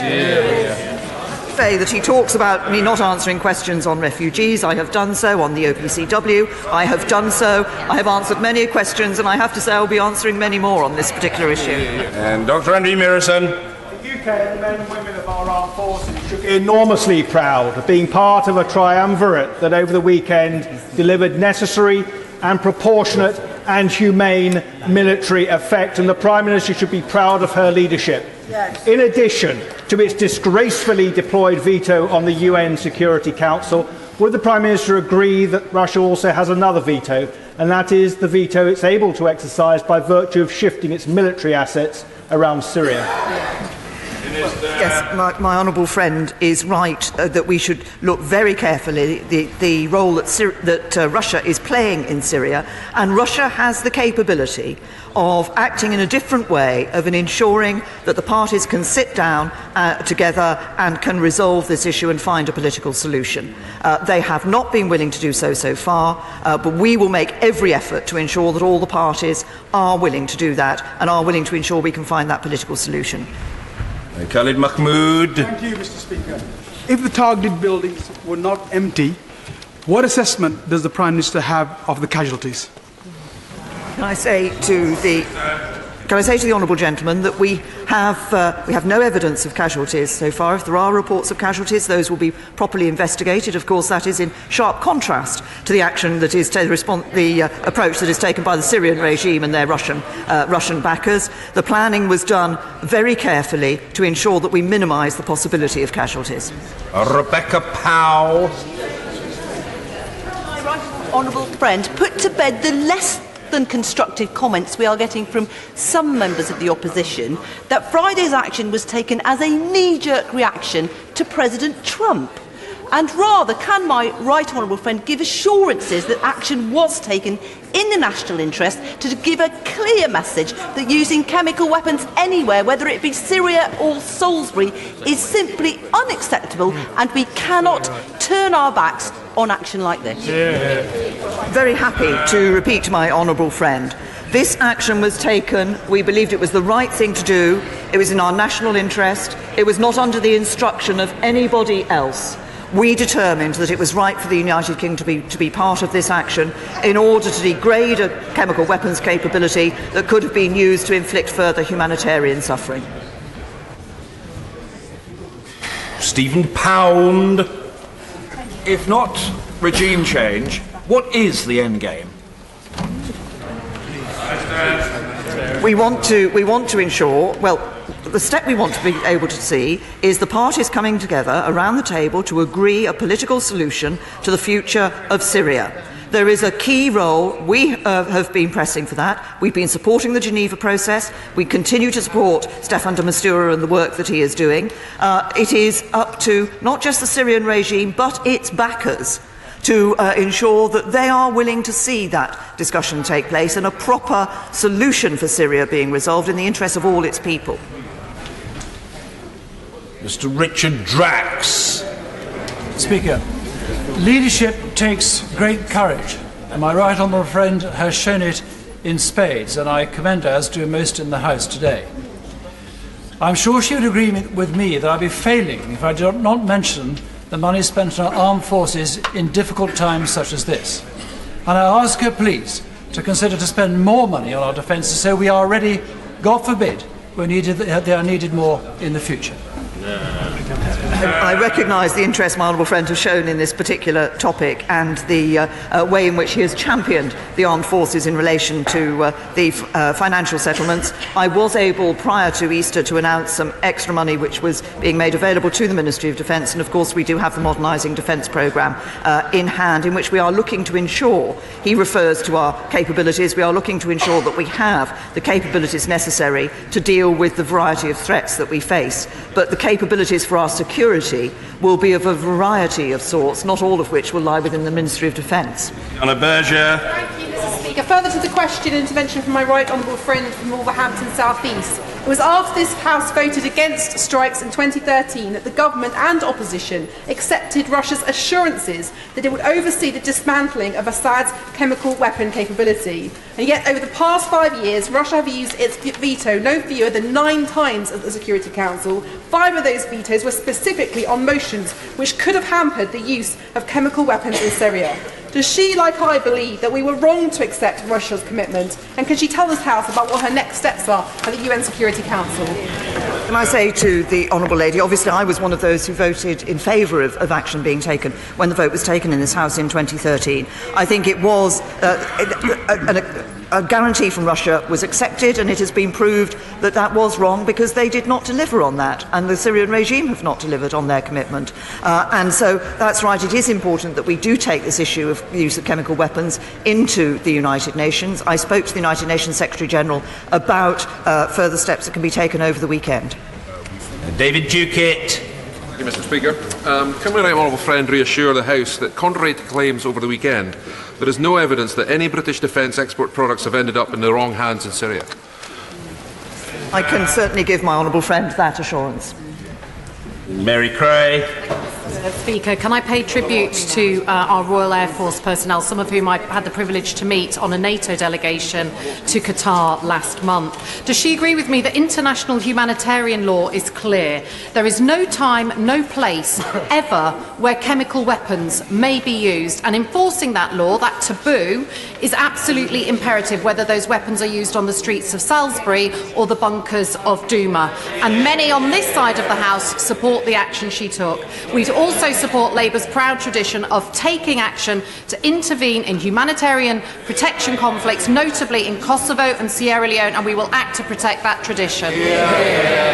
Can I thank the honourable lady for her comments? Can I say, first of all, she is absolutely right. We should be proud of our Air Force's personnel, as we should be proud of all of our armed forces and the work that they do for us and to keep us safe. But as she said, there is a proud tradition in the Labour Party of being willing to take action on these matters when it is necessary to do so, and she has reflected that proud tradition today.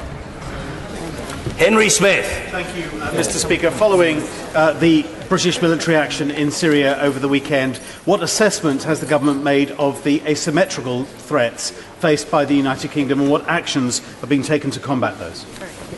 Well, can I say to my honourable friend, there are a number of areas where we have been enhancing our ability to deal with potential threats that would hit us. I've referred earlier to the potential for cyber attacks, and we have enhanced our capability of dealing with that. And we, of course, continue to look to ensure that we have the right defences in place, whatever the potential threat.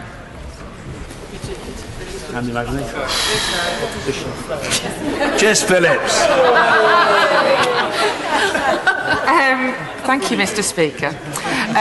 I regret that there wasn't a parliamentary vote on this issue, but I wish to tell the Prime Minister and the House that she would have had my vote had I been asked to give it. And I think in the future that would be better for the country to be able to understand what is going on.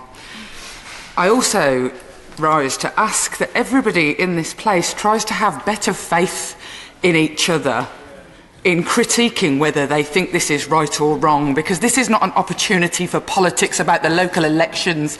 This is about children being gassed. And on both sides I have heard ridiculous politicking and bad faith. People need to have good faith in us, and it is not about our voices. It is about the Syrian people's voices.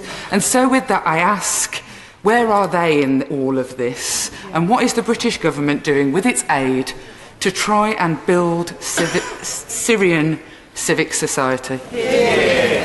Well, can I say thank the honourable lady for the comments that she's made, and I think she's right. On issues like this, it is important that across the House we deal with these issues with the solemnity which they require, because as she says, at the end of the day, this is about the impact that it's had on children and men and women in Syria. And we will continue to work. We work with Syrian refugees in the region. Of course, we want to ensure that at the time when it is possible for them to return to Syria, they are able to build that stronger Syria, a more stable and secure Syria for the future. Timmy Badenoch. Thank you, Mr. Speaker. Does the Prime Minister believe that when urgent targeted action is required, waiting for a parliamentary vote could not just put our armed forces in harm's way, but also give those stockpiling chemical weapons enough time to conceal them? My honourable friend is right that in considering action of this sort, it is imperative that as one of the elements that we consider is the operational security of our armed forces. Another is the timeliness to ensure that we can have the impact that we wish to have. Mr. Speaker, can I join the Prime Minister in paying tribute to the professionalism of the Royal Air Force in the task that they carried out this week, and also agree with her that taking a decision for military action is the most difficult one a Prime Minister or a parliamentarian can take. But on the issue, does she understand the frustration of elected members of this House of Commons on being sidelined on the decision last week, when we had to rely on the Twitter account of the US President for information, and also the mainstream news We did. We should have been consulted because that Twitter account was giving away all Americans' actions for the future, and that we had to find out in that way. We should have been called back to this House of Commons to offer our support to the RAF and to others in this country. I'm grateful to the Honourable Gentleman for the support that he has given to the Royal Air Force. And can I simply say to him, as I've said to others in the past, this is not a question of whether on every occasion one particular approach is taken or another. What it is about is ensuring that action can be taken in the way that is going to ensure that it meets the needs. And this was limited, targeted action taken on a legal basis that had been accepted by a number of governments previously. Maggie Throop. I'd like to thank my right honourable friend for so clearly laying out the humanitarian grounds on which she made the very difficult decision to take action last Friday. However, what more humanitarian aid could be provided if only Assad and Putin would allow access to Syria? Well, friends raised a very important point. If we could have that humanitarian access, then so many more people in Syria could be supported, could be provided with the medical support that they need, the medical help that they need, with the food and water and other things for life that they need. Sadly, it is the Syrian regime and its Russian backers that are preventing that. Rachel Maskell. Thank you, Mr. Speaker. Hundreds of thousands of people lie dead. 1.5 million people are injured and millions are displaced by the use of chemical and conventional weapons. Should this House not have been recalled last week to discuss how de-escalation of this crisis is brought about, which is absolutely vital to see the long-term security within the region? To the Honourable Lady, and when we took this action, it was taken, as I say, it was limited, it was targeted, it was taken with a view to minimising the possibility of civilian casualties and also minimising the risk of escalation of the conflict. Dr. Sarah Wollaston. Speaker, Russia and Syria have lied and lied again about the use of these vile weapons for the mass murder of civilians in Syria. But this isn't just a distant conflict. We've also seen these vile weapons used in Salisbury and would have resulted in the deaths of 3 people were it not for the intervention of intensive care and expert medical help that we have a resource to here. Does the Prime Minister agree with me that it's time for people to stop acting as the useful idiots of the Russian regime by appearing on programmes such as Russia Today and to look at the facts and bear their own responsibility? I absolutely agree with my honourable friend. I think nobody should be in any doubt of the actions of Russia, and nobody should be supporting that. We should all be recognising the role that Russia has played in backing the Syrian regime, in failing to guarantee that they were getting rid of the dismantling all their chemical weapons, and continues to play in vetoing action in the UN Security Council and in not encouraging the Syrian regime to come to a resolution of this conflict. John Woodcock. Thank you, Mr. Speaker. The UK should be proud of the role that it has played in advancing the principle of intervention to prevent humanitarian catastrophe. And it would be shameful if that were abandoned now by people who in fact would not countenance intervention under any circumstances. But there is surely another need for that humanitarian intervention now in Syria, and that is for the military to guarantee the safety of aid convoys getting into besieged areas. It meets the government's test. Will she consider it? I say to the honourable gentleman that we have, over the time of this conflict, looked on a number of occasions at how we can ensure humanitarian access is available to those people who need it in Syria. And I think the overriding consideration that we must have is ensuring that whatever decisions are taken, whatever access is given, that is genuinely going to work and is genuinely going to provide that. Unfortunately, of course, the Syrian regime and its backers have been preventing that humanitarian access so far, but we will continue to press for it. Mr. Marcus Jones. Thank you, Mr. Speaker. I would like to thank the Prime Minister for her leadership on this very difficult issue. The use of chemical weapons, whether they are in Syria or on the streets of Salisbury, are completely unacceptable. Can my right honourable friend confirm to the House that she will stay absolutely resolute and continue to advocate against the use of chemical weapons and not listen to some of those people in this House who seem quite happy to put the interests of countries like Russia before the interests of our great country? Yes, I can absolutely assure my honourable friend that we will continue to press this case to ensure that we can restore that international norm of prohibition on the use of chemical weapons. Patricia Gibson. Will the Prime Minister set out what her government is actively doing to prevent the further escalation of the conflict in Syria, given that she has apparently left open the possibility of more strikes should another chemical attack take place? And does she think there is sufficient public support for more strikes? As I've said, we took limited and targeted action to degrade the chemical weapons capability, to deter the willingness of the Syrian regime to use chemical weapons, and to give a clear message to others on the use of chemical weapons. But we are resolved, and nobody should doubt our resolve, to ensure that we can restore the position where nobody believes that the use of chemical weapons is normalised. Alberto Costa. Thank you, Mr. Speaker.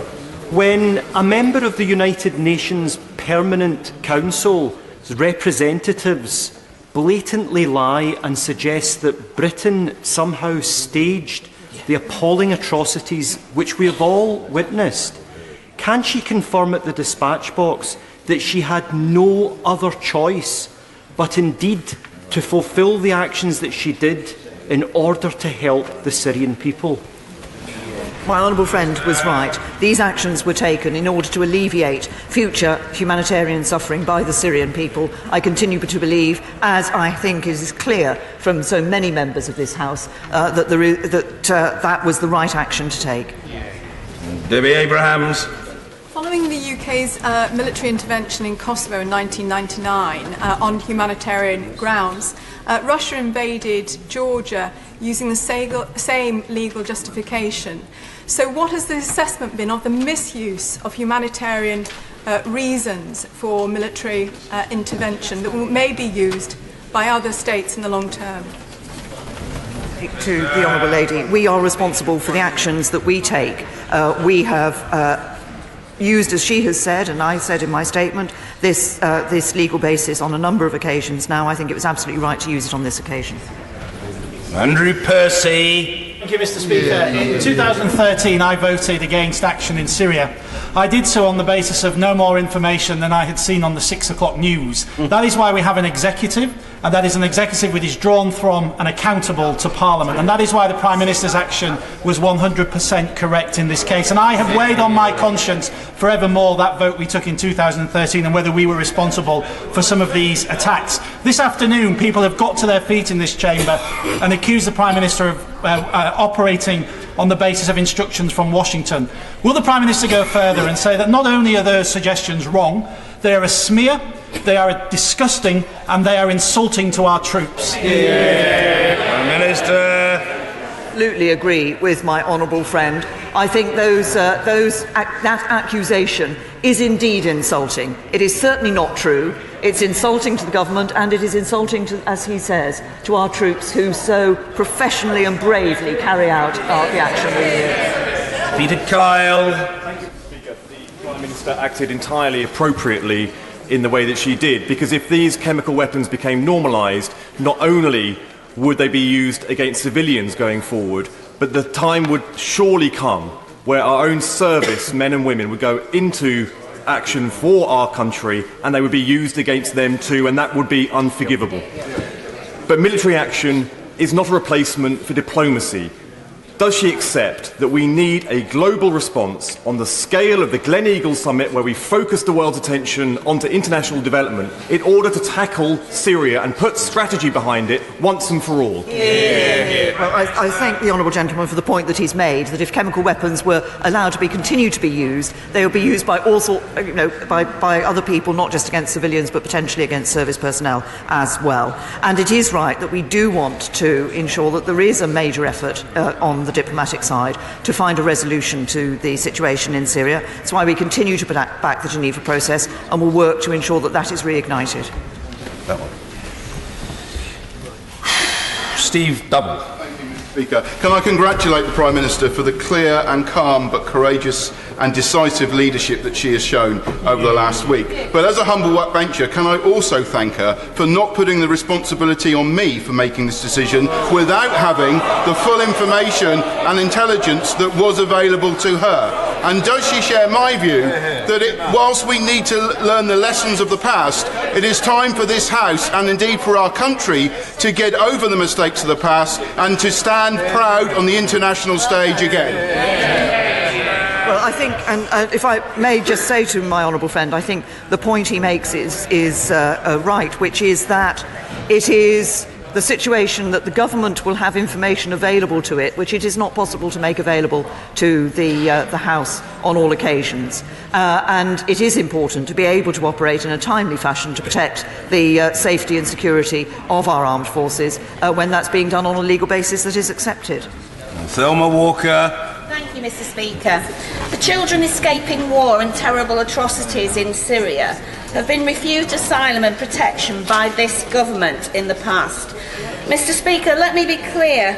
Britain is better than this, and this military action has not been taken in my name. So could I ask the Prime Minister, does bombing a country, then refusing to give asylum to children seeking refuge, reflect this government's idea of British values? Can I say to the Honourable Lady, we have been granting asylum to children and to adults from Syria. We have a number of schemes on which we do that, but we have also been supporting and maintaining and providing food and medical assistance and water to hundreds of thousands of Syrian refugees in the region. This House, and the Honourable Lady included, should be proud of the fact that we are the second largest humanitarian bilateral donor. Dr. Caroline Johnson. Thank you, Mr. Speaker. Firstly, can I commend the Prime Minister for her leadership in the face of the awful atrocities that we've seen in Syria and the use of these chemical weapons, and to try and prevent them for the future. Decision to use military force is clearly a very serious decision, and serious decisions need to be made by those in possession of all the intelligence, all of the advice and full knowledge of our military capabilities.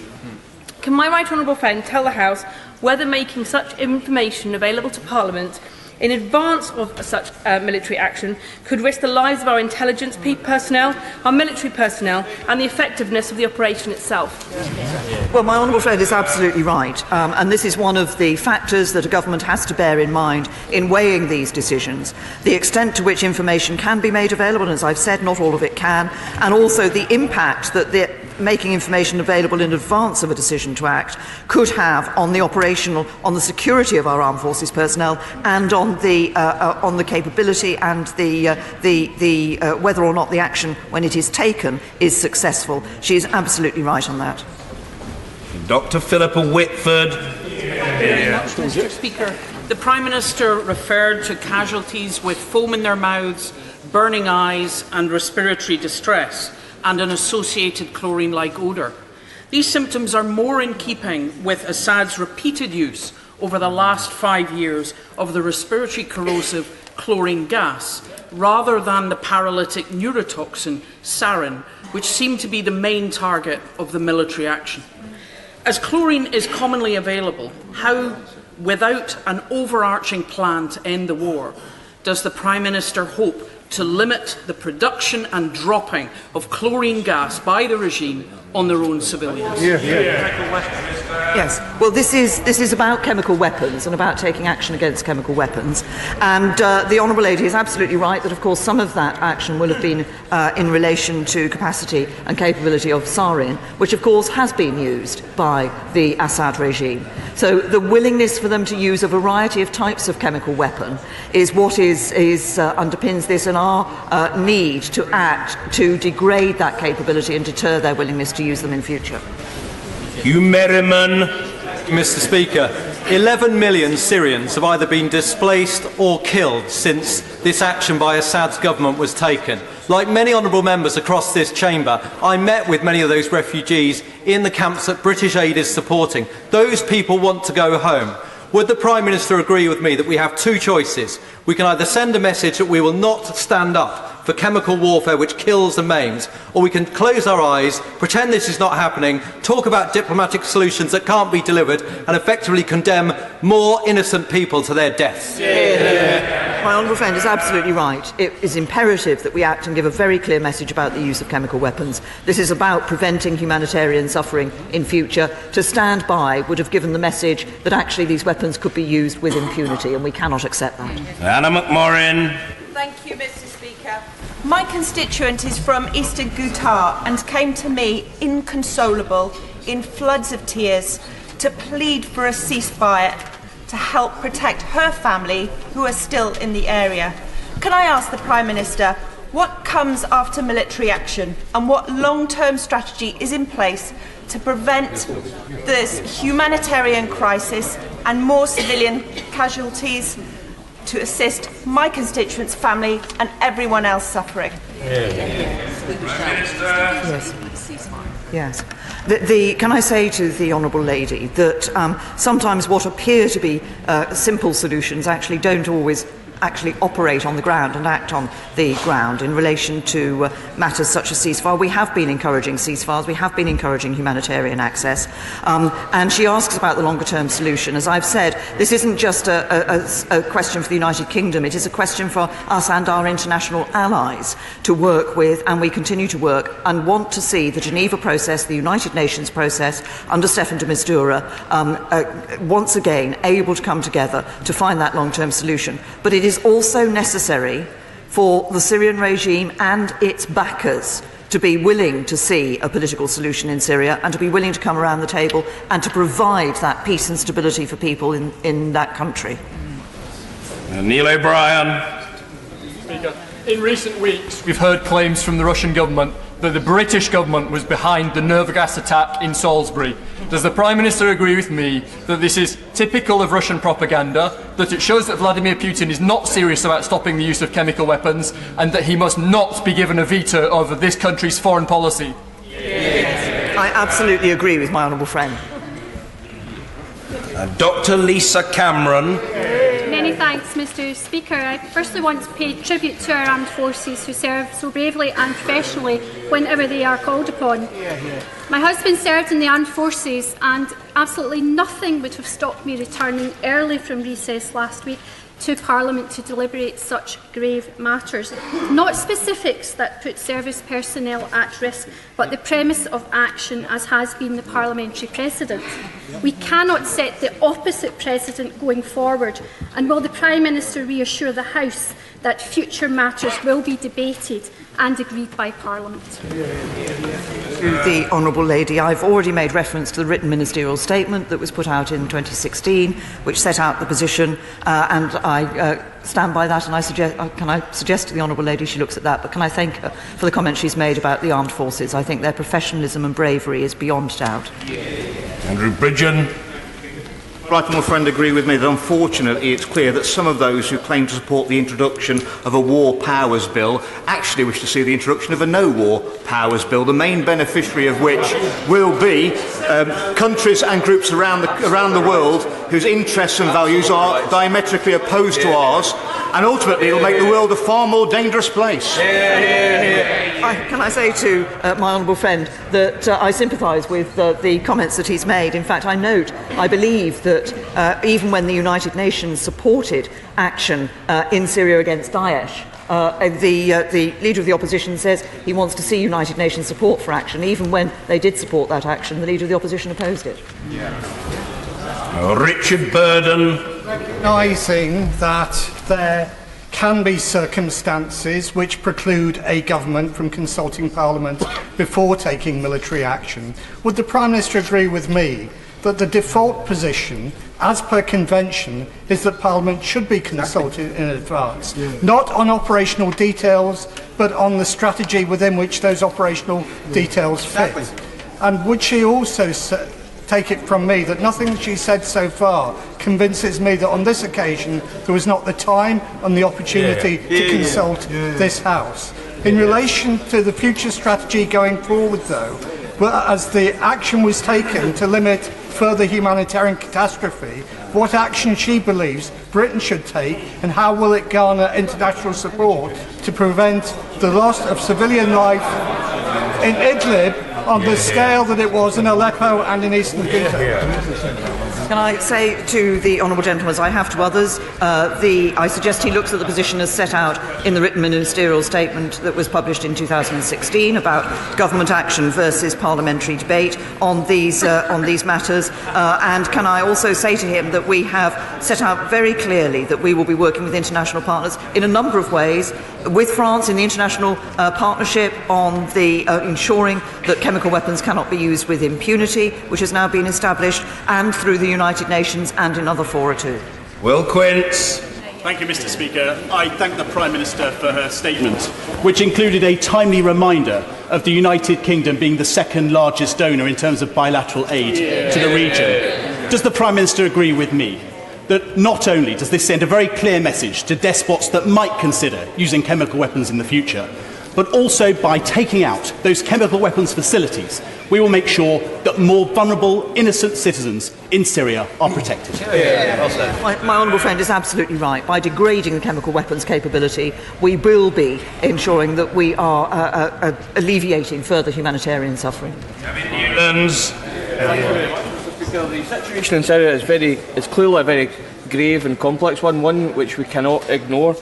But for the government to continue its systematic contempt of Parliament with a retrospective statement is to be regretted. To avoid this in future, we should commit to heeding the calls of my honourable friend, the member for Glasgow South, for a War Powers Act which would allow this House to debate the exact parameters in which a Prime Minister can order military action without prior parliamentary approval, which would be useful to all sides of the House. Can I say to the honourable gentleman that this is not about not saying that Parliament can never have the opportunity to debate these matters. What it is about saying that was limited and targeted action taken on a legal basis that had been accepted by governments of all types over a number of years, and doing so in a timely manner, allowing for proper planning, but also ensuring that we were able to have an impact and be effective in our action. I have the right honourable lady gentleman for asking if he's comfortable. I'm quite bothered that he's not. Well, characteristically solicitous of the right honourable and lady gentleman, we would expect nothing less of him. Mr. Kevin Holinrake. Without the support of the Kremlin, it is unlikely that Assad would have been in the position to carry out this and many other atrocities on his own people. But according to a leaked EU report last week, Russia is using its gas supplies to the EU to further its foreign policy ambitions. Does the Prime Minister agree that every nation should seek to reduce their reliance on Russian oil and gas supplies? Well, I think it is right that everybody should think very carefully about the role that Russia is currently playing in a number of ways, not just in Syria, but also in terms of the activities it is undertaking across Europe and elsewhere, destabilising activities, propaganda, cyber attacks, and the like. Steve McCabe. Mr. Speaker, I support the Prime Minister's action. I'm sure the decision weighs heavily on her shoulders. Does she accept that her government still has a job to do to convince millions of people in this country that it can show the same resolve and commitment to the search for an end to this conflict as she's been able to show over the way she's dealt with this matter? What I say to the honourable gentleman is he's absolutely right that, of course, 7 more years on, we haven't been able to find a resolution to this conflict. We retain our determination to do so, but it isn't just about the United Kingdom's determination, it's about the determination of a whole variety of parties, including the Syrian regime and its backers. Shelbrook. Mr. Speaker, I totally and utterly support my right honourable friend's actions. I think it was right that she took the decision she took because to capitulate allows chemical weapons to be used. And the idea that we must come to Parliament and ask first of all, especially from the Leader of the Opposition, who once said that the Falklands conflict was a Tory plot to enrich our business friends, is simply ridiculous. But does my right honourable friend agree that to not take action, like in 2013, there is a clear chronological link to the actions that President Putin then took in Crimea, in East Ukraine, which has led to the deaths of tens of thousands of more people. Inaction has its consequences. Well, friend is right that inaction has its consequences. If people take a particular action, such as the use of chemical weapons, and see that there is no reaction, that there is no response to that, then they assume that it is possible to carry on using those chemical weapons. And I think it's important that we, as an international community, have said that we do want to restore the international norm against the use of chemical weapons, and that we've acted in this way to give that very clear message about degrading a capability in order to alleviate future humanitarian suffering. The butcher Assad and his Russian backers hold the lives of the Syrian people cheap, not just evidenced by the use of chemical weapons, but by other weapons of war, of siege and the use of barrel bombs. Does she agree with me that whatever happened this weekend, the hideous Syrian civil war is not mission accomplished? And does she agree that we need to do more and urgently to raise the costs of those Syrian lives by taking far tougher action in respect of sanctions and restrictions on the activities of Russian state banks? Can I say to the Honourable Lady, she's absolutely right that we need to ensure that we are putting every effort into finding ways to make sure that the parties do come round the table, that we do see that political solution in Syria. That is the way to ensure the security and stability of a country such that people can return and get on with their lives in peace. One of the darkest stains on the international community's conscience was the inaction by the EU, by the United Nations, in preventing the massacre of Muslim men in Srebrenica. International humanitarian military action was right then, it was right in Bosnia, it is right now to prevent the massacre of innocent people in Syria. We have a moral duty to act. The Prime Minister on being Is it going to be delayed? Naz Shah. I will not be congratulating the Prime Minister on the action taken this weekend. And the reason I say that, Mr. Speaker, only one day before the airstrikes on Homs and Damascus, US Defence Secretary James Mattis told Congress that the US did not have any hard evidence concerning the chemical weapons attacks, just social media indicators. Can the Prime Minister be clear, did more evidence emerge in the space of about 24 hours, or did she take her action on the basis of social media indicators? Prime Minister. I suggest that the Honourable Lady looks at my statement where I set out what led to our assessment in relation to the Syrian regime's action. Nigel Evans. Thank you, Mr. Speaker. When I saw the sickening photographs of suffering children poisoned by their own regime, I'm under no doubt whatsoever that the Prime Minister took the right action that she did. And does she not believe that that is one of the reasons why so many global leaders of different political persuasions have backed the humanitarian action that she took? Prime Minister. My right friend is absolutely right. We have had support from around the world, from Europe but from elsewhere as well, as he says, from people from all political persuasion who saw the humanitarian suffering and the need to act to alleviate that and stop that in future. Jim Shannon. Thank you, Mr. Speaker. Can I congratulate the Prime Minister on her courageous decision? Well done. Last weekend, sources of chemical substances have been destroyed. Prime Minister, should another chemical attack take place, can this House be reassured that the apparatus of war, helicopters and aeroplanes, will next time be destroyed? Can I say to the honourable gentleman that obviously when we took this action we looked very carefully at targeting it to have what we believed was the necessary impact on the capability of the Syrian regime in relation to chemical weapons. It was a limited attack, I hope, and the intent of that was to degrade capability and to deter future use. Victoria Prentice. Mr. Speaker, in my previous role, I was security cleared and briefed to the highest level. As an MP, I am acutely conscious that I am not so well informed.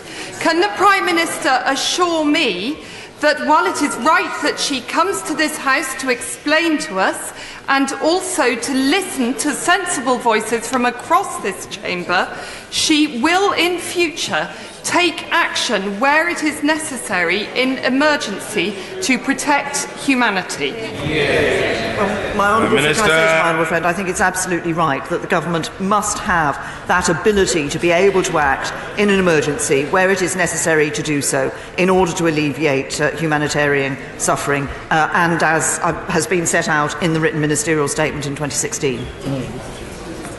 Tracy Brabin. Thank you, Mr. Speaker. I'm sure that both sides of the House would like to congratulate the armed forces and their forensic and brilliant intelligence gathering on the location of these chemical weapons dumps. But can the Prime Minister now give us an assessment of Assad's remaining stockpile and capabilities after this strike? All the families in Syria will not be able to sleep easily in their beds, knowing that they still could die choking at night with their children in their arms. This action was taken, it was targeted very carefully on chemical weapons capabilities. It was to degrade those capabilities, but it was also to deter the willingness of the regime to use those chemical weapons and to give a message to others about the resolve of the international community to ensure that we return to the situation where it is accepted that the use of chemical weapons is prohibited. Simon Clark. Can I say that in contrast to the lady for Bradford West, taking action to prevent the gassing of men, women and children will always be in my name. Does the way in which the Russians and the Syrians are now attempting to cover up their crimes in Syria not speak volumes to what has occurred and to the willful naivety of those who attempt to deny it? I think my honourable friend is absolutely right. As I've set out, there are attempts being made to ensure that it is not possible to take that evidence on the ground about what has happened, and I think that speaks volumes about what has been done by the Syrian regime and the position taken by Russia. Joe Platt. Thank you, Mr. Speaker. Our response to the atrocity of a chemical weapons attack must be measured, and in the interest of the Syrian people, not just to reassure ourselves that we have taken action. With this in mind, this year the UN has only received 5% of the $3.5 billion that they need to assist the humanitarian needs of the Syrian people. So will the Prime Minister now increase the aid we send to help alleviate the suffering on the ground? We are the second biggest bilateral donor in relation to humanitarian aid for the people in Syria, for the refugees of Syria, and we will be working with others at the conference that is taking place in Brussels towards the end of this month to ensure that people do in fact step up and provide the support that is needed. Andrew Bowie.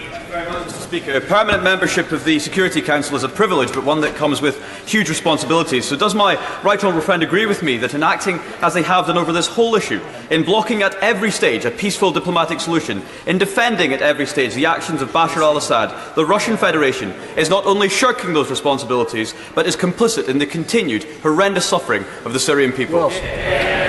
My friend is absolutely right. Russia has the ability within the Security Council, but also in its relationship with the Syrian regime, to stop the use of chemical weapons, and it has not done so. Seema Malhotra. Thank you, Mr. Speaker. This is a matter of concern across the country, and I want to thank my constituents who have written to me on this issue and reflect the very real and urgent concern that we will not see an end to the Syrian conflict without a diplomatic and political solution for the long term. I am concerned that this does not seem to happen with the same urgency as military action in a humanitarian emergency. So could the Prime Minister confirm that there will be a redoubling of diplomatic efforts and other non-military muscle, that any further military action will be subject to a debate and vote of this House, and that there has been no discussion of any extension of the role of our armed forces as a result of this decision that has not yet been brought to this House? Can I say to the honourable lady that I recognise, as I have said in answer to a number of questions, that in relation to the wider Syrian conflict, we need to ensure that we are pressing ahead with every effort possible to bring that conflict to an end. But it is not just about the position that the United Kingdom has taken. There are other parties that need to be willing to come to the table and to develop that political solution for Syria from the future, not least the Syrian regime and its backers. Sir Gareth Johnson.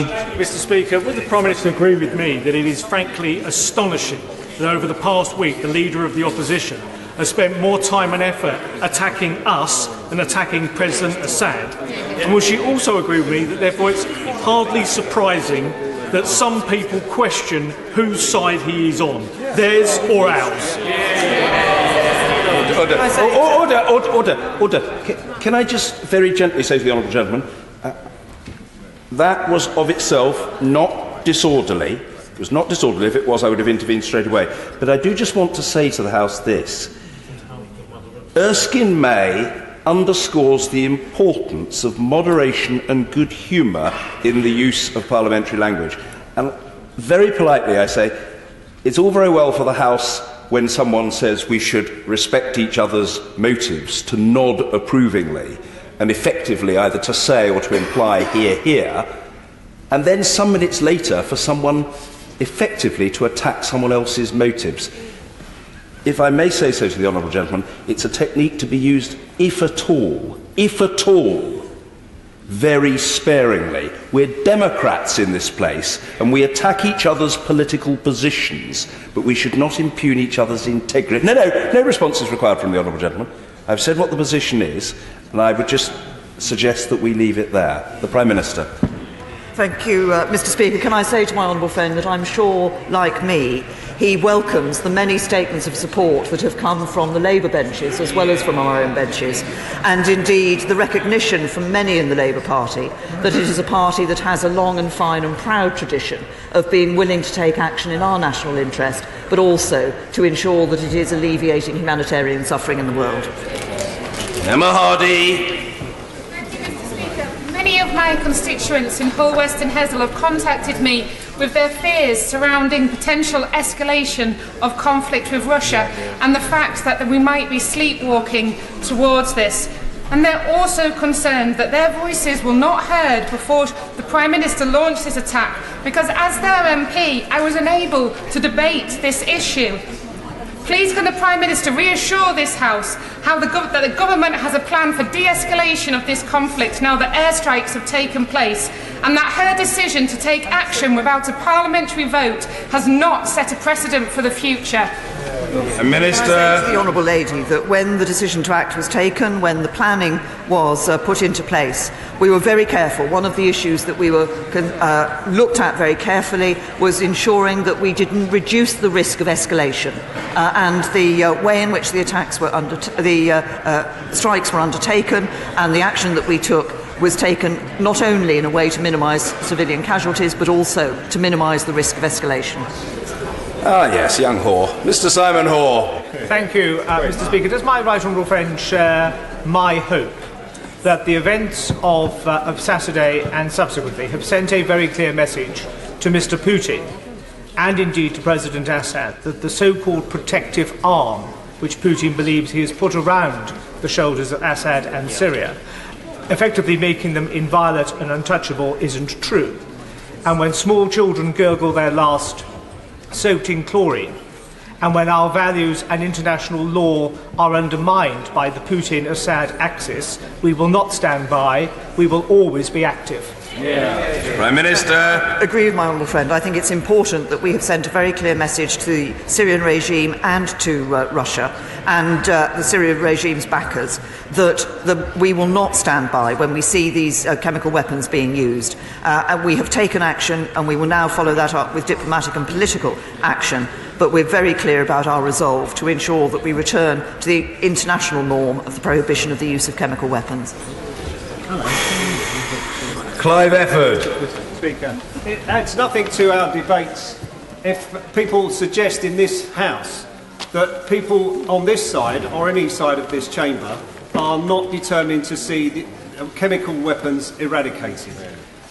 They may will different means, but everyone is equally determined. With that in mind, I would like to say that I believe that Bashar al-Assad should be pursued for all his days until he's arraigned before a court to answer for the crime of using chemical weapons on his people. But having said that, Prime Minister, when she comes to this House to speak to members of Parliament and answer questions, she's speaking to the people of this country, and she missed an opportunity to do that last week. 9 days elapsed before the airstrikes. Can I say to her that in these circumstances, again, in the future, that she must come to this House and account for what she's intending to do. Can I say to the Honourable Gentleman that a number of actions were taken last week. The attempt was made within the United Nations Security Council, which was thwarted, to get the investigation, which was thwarted by Russia. I gave a number of interviews indicating that we were considering what action was necessary, but we needed to make an assessment of what had happened on the ground. So there were elements to the timeliness, assessment of what was happening on the ground, proper planning, but also timeliness to ensure that the action was effective. Mr. David Morris. Mr. Speaker, in September 2013, the Chemical Weapons Council secured an agreement with Syria, with Russia and the United States to dispose of weapons starting from the middle of 2014. We are now 2018, we've seen atrocities committed time and time again, and I want to ask the Prime Minister if she agrees with me that the judgment of the Leader of the Opposition is flawed, because it is illegal that we took that decision and we did carry it out in a legal basis. Can I say to my honourable friend that I set out, I reiterated the legal basis in the statement that I made this afternoon. It is a legal basis that has been used by governments of all colours to support action when that action has been considered necessary. Mr. Kevin Brennan. Thank you, Mr. Speaker. She's prayed in aid the statement in 2016 by the former Defence Secretary, and I have read it very carefully. And the problem is that it re-emphasises the government's support for the Convention, and it also mentions the actions, similar sorts of airstrike actions that were taken in 2013, 2014 and 2015, that were not materially different to the action that was taken just this weekend. So isn't it the case that she could have and she should have used the Convention and come before the House before taking that action? I repeat Minister. What I said previously. Amongst one of the elements of that written ministerial statement says, in observing the Convention, we must ensure that the ability of our armed forces to act quickly and decisively and to maintain the security of their operations is not compromised. James Morris. The Prime Minister was absolutely right to take the action that she did with her allies. It's the sort of action that should have been taken 5 years ago when this House, in a rather disastrous decision, decided not to take action against the Assad regime. So would the Prime Minister agree with me that not acting now would be a complete abrogation of our moral responsibility as a nation and as a member of the international community? Prime Minister. I agree. I think failure to act would have sent a message that chemical weapons could be used with impunity. We must not allow that message to go. We must show that the international community is resolved to ensure that chemical weapons are not used. J.B. Perkins. Mr. Speaker, Her Majesty's Armed Forces enjoy the respect and admiration of people right across this House, so the Prime Minister's wrong to suggest that critics of her are somehow insulting her armed forces. We are all very proud of them, regardless of the decisions that she takes. In terms of the legal basis for this decision, which is alleviating humanitarian suffering, the vast majority of Syrians murdered by Assad have been killed with conventional weapons. Is it only those who are killed by chemical weapons that she considers she will be alleviating the humanitarian suffering for? Or does she consider there's a legal basis to alleviate the humanitarian suffering of those killed by conventional weapons? Well, in relation to the wider conflict that is taking place in Syria, obviously the resolution of that it needs to come through a political solution which ensures the security and stability of and peace of Syria for the future, and that's where we will put our diplomatic and political efforts, as we have continued to do so in the past. Mary Robinson. Mr. Speaker. There should be no acceptance of and no place in this world for the use of chemical weapons. However, it does seem that there has been a worrying increase in the tolerance towards their use. Would the Prime Minister agree with me that it is vital and so important that we send a clear and collective message that the use of chemical weapons will not be tolerated? Yes, I absolutely agree with my honourable friend. That's a very important message for us to send. I believe that's a message our action with the US and France has sent, and I believe it's an important message for this House to send. Stuart C. MacDonald. Given what the Prime Minister has said about the careful targeting of the strikes, can she tell us what sites involved in the manufacturing and stockpiling of chemical weapons had to be ruled out from the scope of the strikes because of their location and proximity to civilians, what the risk of those sites continues to be, and what the anticipated consequences of any future attack on them might be? Can I say to the honourable gentleman that we looked obviously at where we felt it was possible to have a clear impact and degrading the chemical weapons capability of the Syrian regime, and that is what we did. Mr. Kevin Foster. Thank you, Mr. Speaker. Given the Russian veto on the Security Council, not just of investigations, but actually of referring this matter to the International Criminal Court in Syria more generally, there's clearly only the use of force left to deter chemical weapons usage. What message did the Prime Minister think despots would take around the world if, as a nation, we just sat there and wrung our hands and did absolutely nothing? Prime Minister. My honourable friend, I fear that the message they would have taken is that they could use chemical weapons with impunity, and that is not an acceptable message. We must ensure the use of these weapons is stopped. Neil Gray. Mr. Speaker, with two brothers having served past and present as officers of the British Army, of course, commend the bravery of our armed forces personnel, and no evidence chemical attack can go by without consequences. But when our national security was not at immediate risk, when she had time to consult her cabinet, why didn't she recall Parliament so my constituents of Airdrie Shotts could have had their say, as I'm convinced they would have, had it been a sitting week last week? Can I say to the Minister that I have already set out the basis on which we took the decision, the need for timeliness, for an opportunity for proper planning, but also to ensure that we were able to act in a way that was going to be effective. Ben Bradley. Speaker, could the Prime Minister do me the service of responding to some concerns raised by my constituents over the weekend, drawing comparisons with conflicts in Iraq and Afghanistan, and explain to them precisely what the UK action was, i.e. how many missiles has the UK launched in Syria this weekend, and also explain to them why that comparison is without foundation? Well, yes, I'm happy to do that. I mean, it was 8 Storm Shadow missiles that were launched from our RAF jets. Of course, there were more missiles which were launched by the French and the Americans together. But what I can say to my honourable friend is that I think the key issue for his constituents is that this was a targeted and limited action that we were taken. It was a targeted and limited action taken in relation to the use of chemical weapons. There has been for nearly a century an acceptance in the international community that chemical weapons should not be used. We have seen the Assad regime using them on a number of occasions. It was important that we gave that very clear message that we will not accept their use and we will not stand by and see these weapons being used. Yes.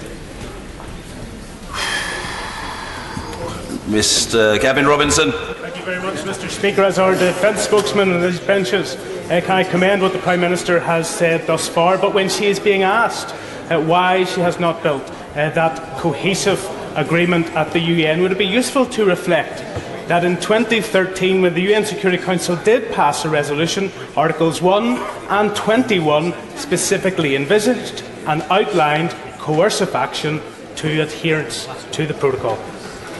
Prime Minister. Thank the honourable gentleman for the information that he has given to the House on this particular matter and the support that he's shown for the action. Thank you.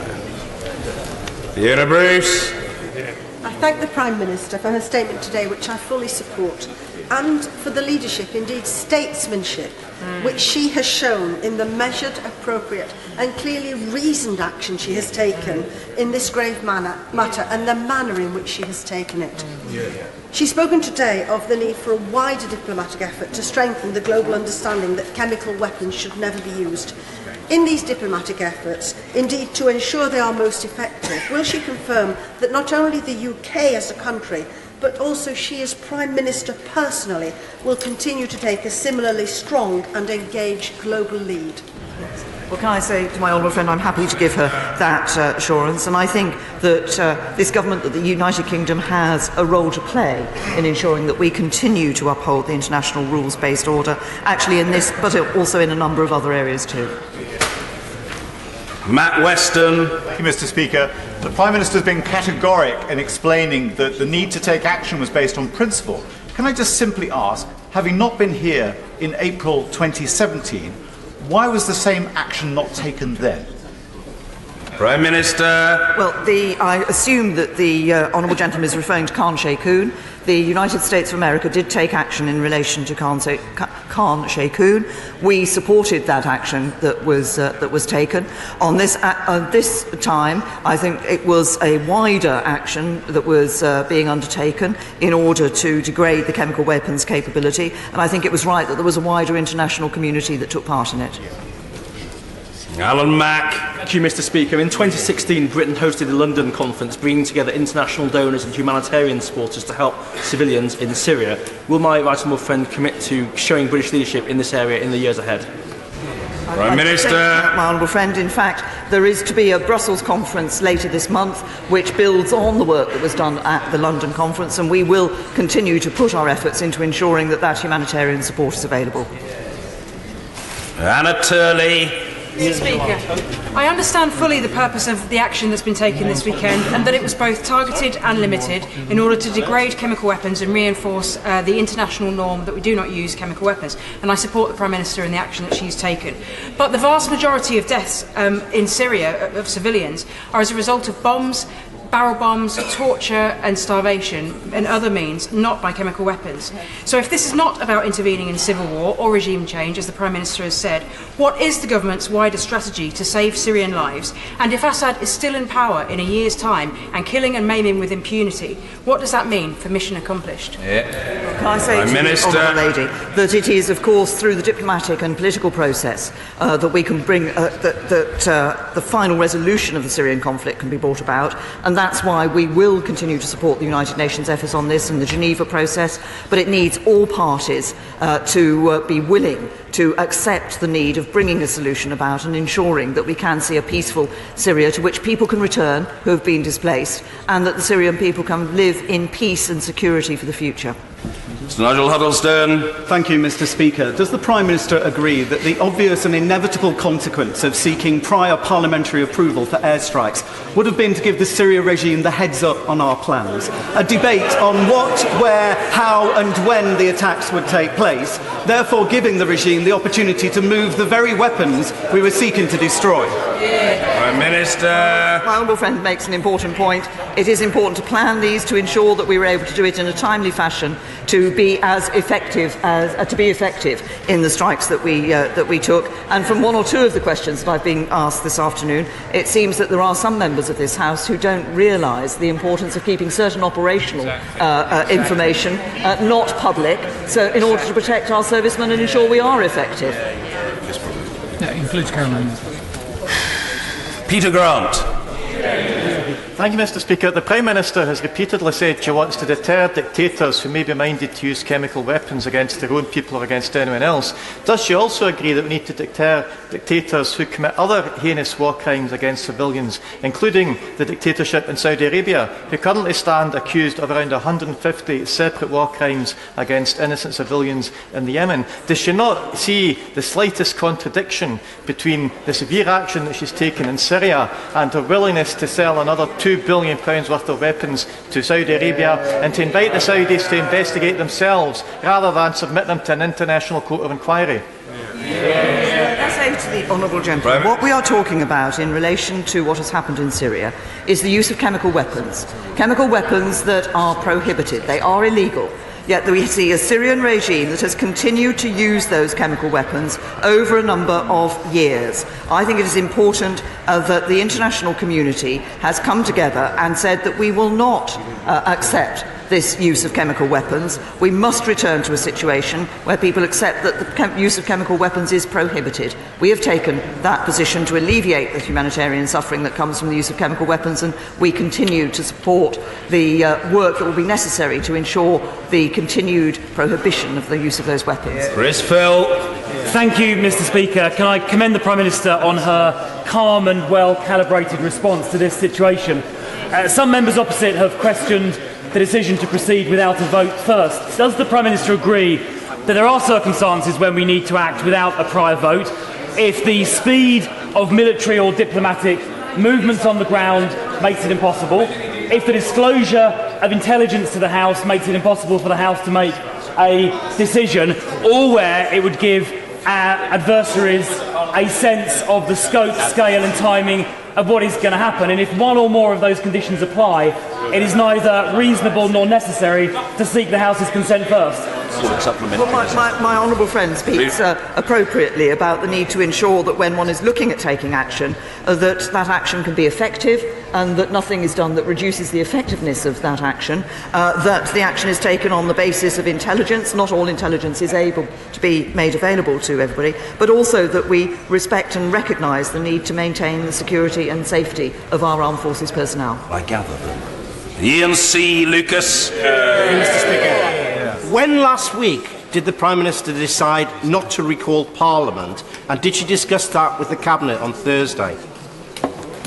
Of course, we were looking at the timetable for the action that we were going to take. The Cabinet considered a number of matters when it met. It was fully informed on all aspects of this decision. James Cartledge. When this country was subject to a chemical attack just a month ago, we called on the support of our allies, and they supported us in strength and speed. They have now asked us for that same support. How credible would we look to the international community and to those same allies if we turned an ideological cold shoulder on them when an attack was taken on a much greater scale against the innocent civilian population of the people of Syria? Prime Minister. I agree with my honourable friend that I think it is right to remember that when we talk about the use of chemical weapons, of course they were used on scale, been used on scale, at scale in Syria, but of course we have seen one being used, a nerve agent being used on the streets of the United Kingdom. It is imperative that we give a message that these weapons cannot and must not be used. Mike Amesbury. Thank you, Mr. Speaker. A decision of this magnitude required a parliamentary debate and vote. Will the Prime Minister commit to respecting that convention in the future? Prime Minister. Once again refer the honourable gentleman to the position that has been taken in relation to that convention, which is to accept that there are circumstances in which it is necessary for government to be able to act without coming to Parliament first, but that when government does so act, it should come to Parliament at the earliest opportunity to explain that action. Imran Hussain. Thank you, Mr. Speaker. The situation in Syria is deeply complex and full of uncertainties, with perhaps the only certainty the tens of thousands of innocent men, women and children who have been butchered and killed. Prime Minister, further bombs will result in further death. And I would say that we need to pursue diplomacy and the political solution.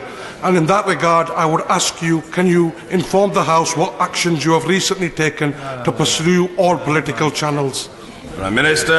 Well, can I say to the honourable gentleman that the strikes that took place were about degrading the chemical weapons capability such that we can alleviate and prevent further humanitarian suffering. Of course it is right that we need diplomatic effort to get a political solution to what is happening in Syria, and we will continue to push on that diplomatic effort, as we do with a variety of international partners, and we will continue to support the UN intervention in the Geneva process. Drew Hendry. Mr. Speaker, the Prime Minister has described this action as a targeted strike that does not increase tensions in the region.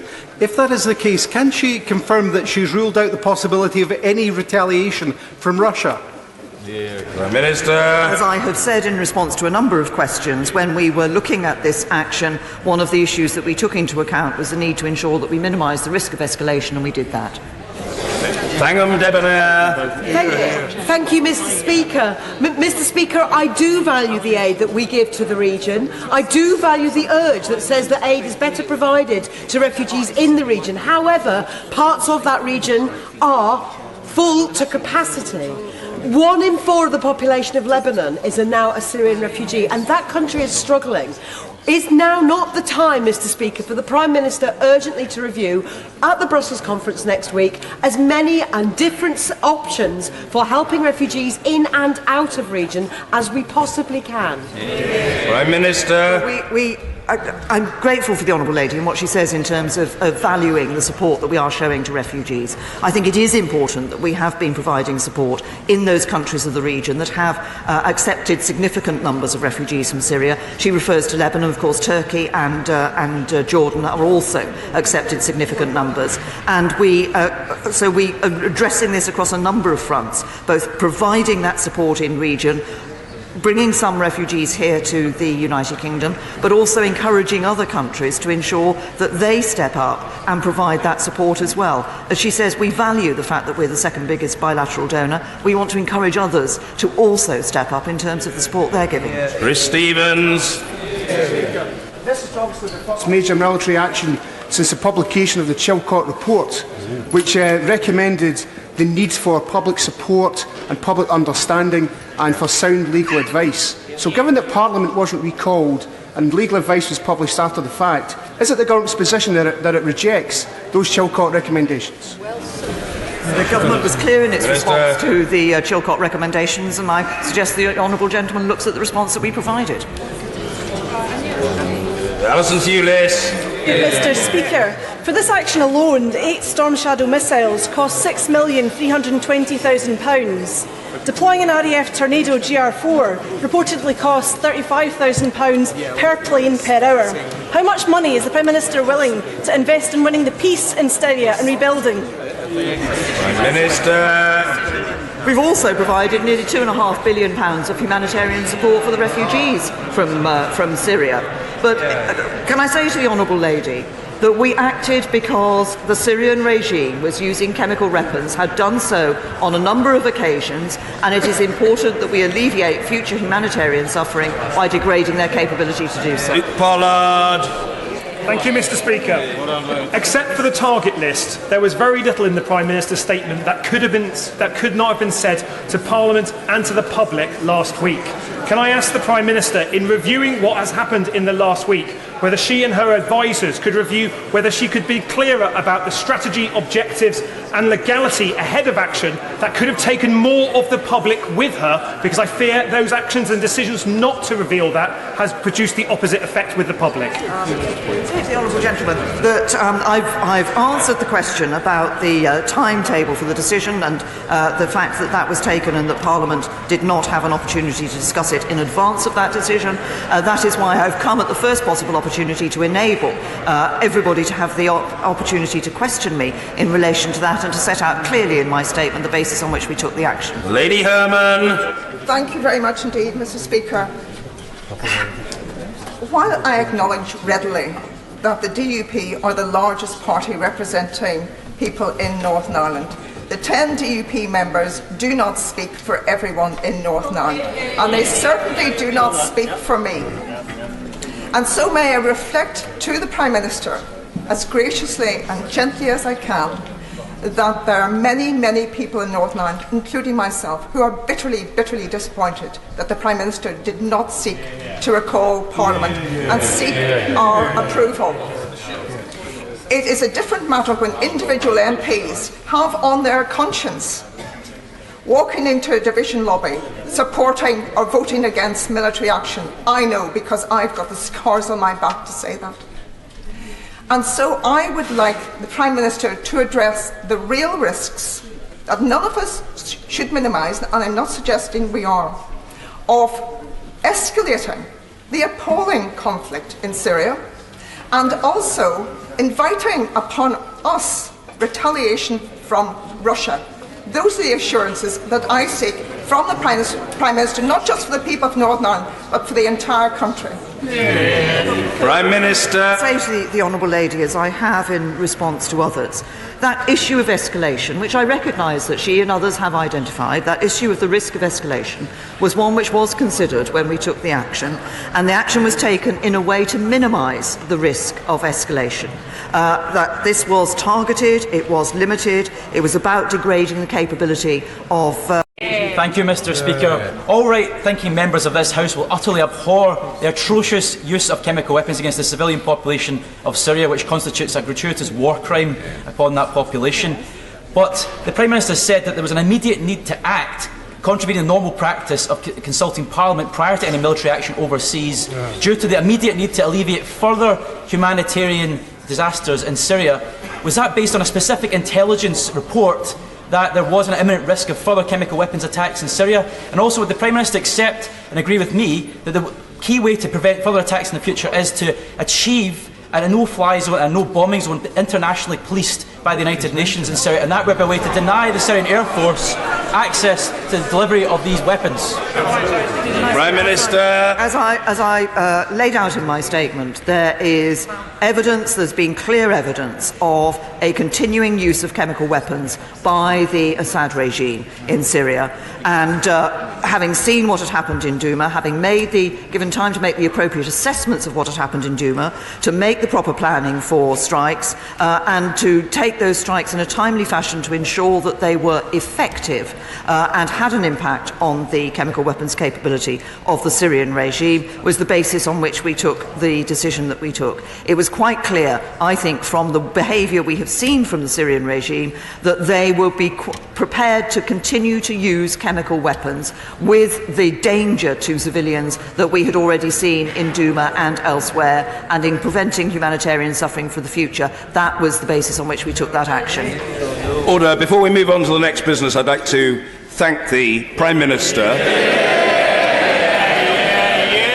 the Leader of the Opposition and the Leader of the Scottish National Party, and all 140 backbench members who've questioned the Prime Minister over the last 3 hours. Thank you. Business statement. The Leader of the House and Lord President of the Council. The Leader of the House, Andrea Leadsom. Thank you, Mr. Speaker. With permission, I would like to make a short statement about this week's business. The House awaits your decision on the SO24 application, Mr. Speaker, but notwithstanding your decision, the House will no longer proceed with today's announced business.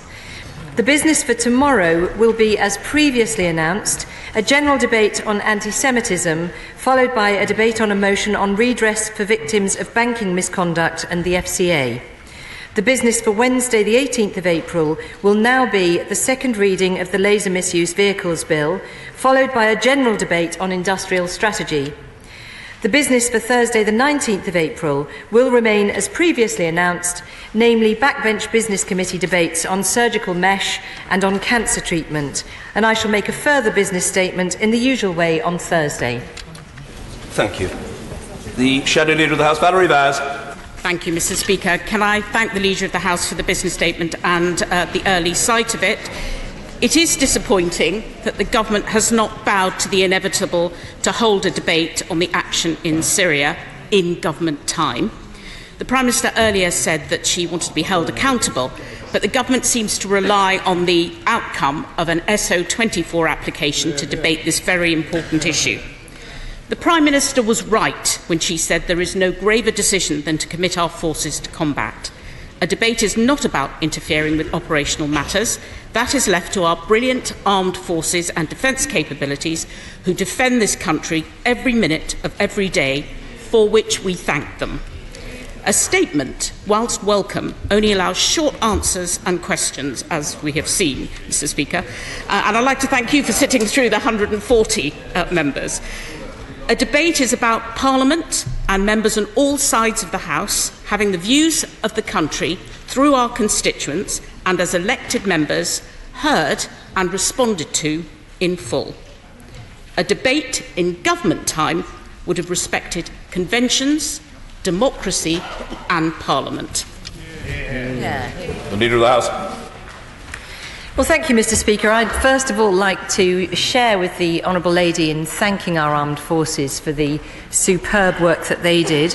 I would like to point out to her that, in fact, the Prime Minister did seek an urgent debate today, but that was not to be granted. And also I'd like to point out that the Prime Minister has answered questions for 3¼ hours just now. And I do hope that the Honourable Lady feels that that was something of a useful contribution to this parliamentary debate. Charles Walker. Thank you, Mr. Speaker. Can I say to the Leader of the House, there will be many important issues that came out of today's debate that will continue to cause interest and concern to members of Parliament. Could we make sure that the Backbench Business Committee has plenty of days in the months ahead to make sure that all members of Parliament can continue to raise their concerns on the floor of the House? Leader of the House. Well, my honourable friend and the chairman of the Procedure Committee is absolutely right. It's vital that all members get the chance to debate a wide range of subjects. There are a huge number of interests across this place. Tomorrow's debates on anti-Semitism and on the RBS redress scheme are two such examples, and I can assure him I will continue to work very carefully with the other business managers to ensure there's always plenty of time for backbench debates.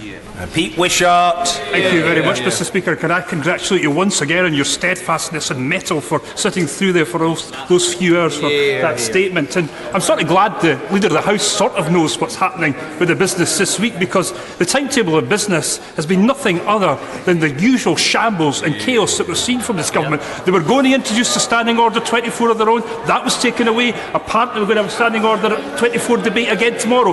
What we need from this statement is this Leader of the House coming to this House to say that we're going to get a full debate tomorrow with an amendable motion, and directly elected members of Parliament get the opportunity to vote on behalf of our constituents. Our constituents expect nothing else.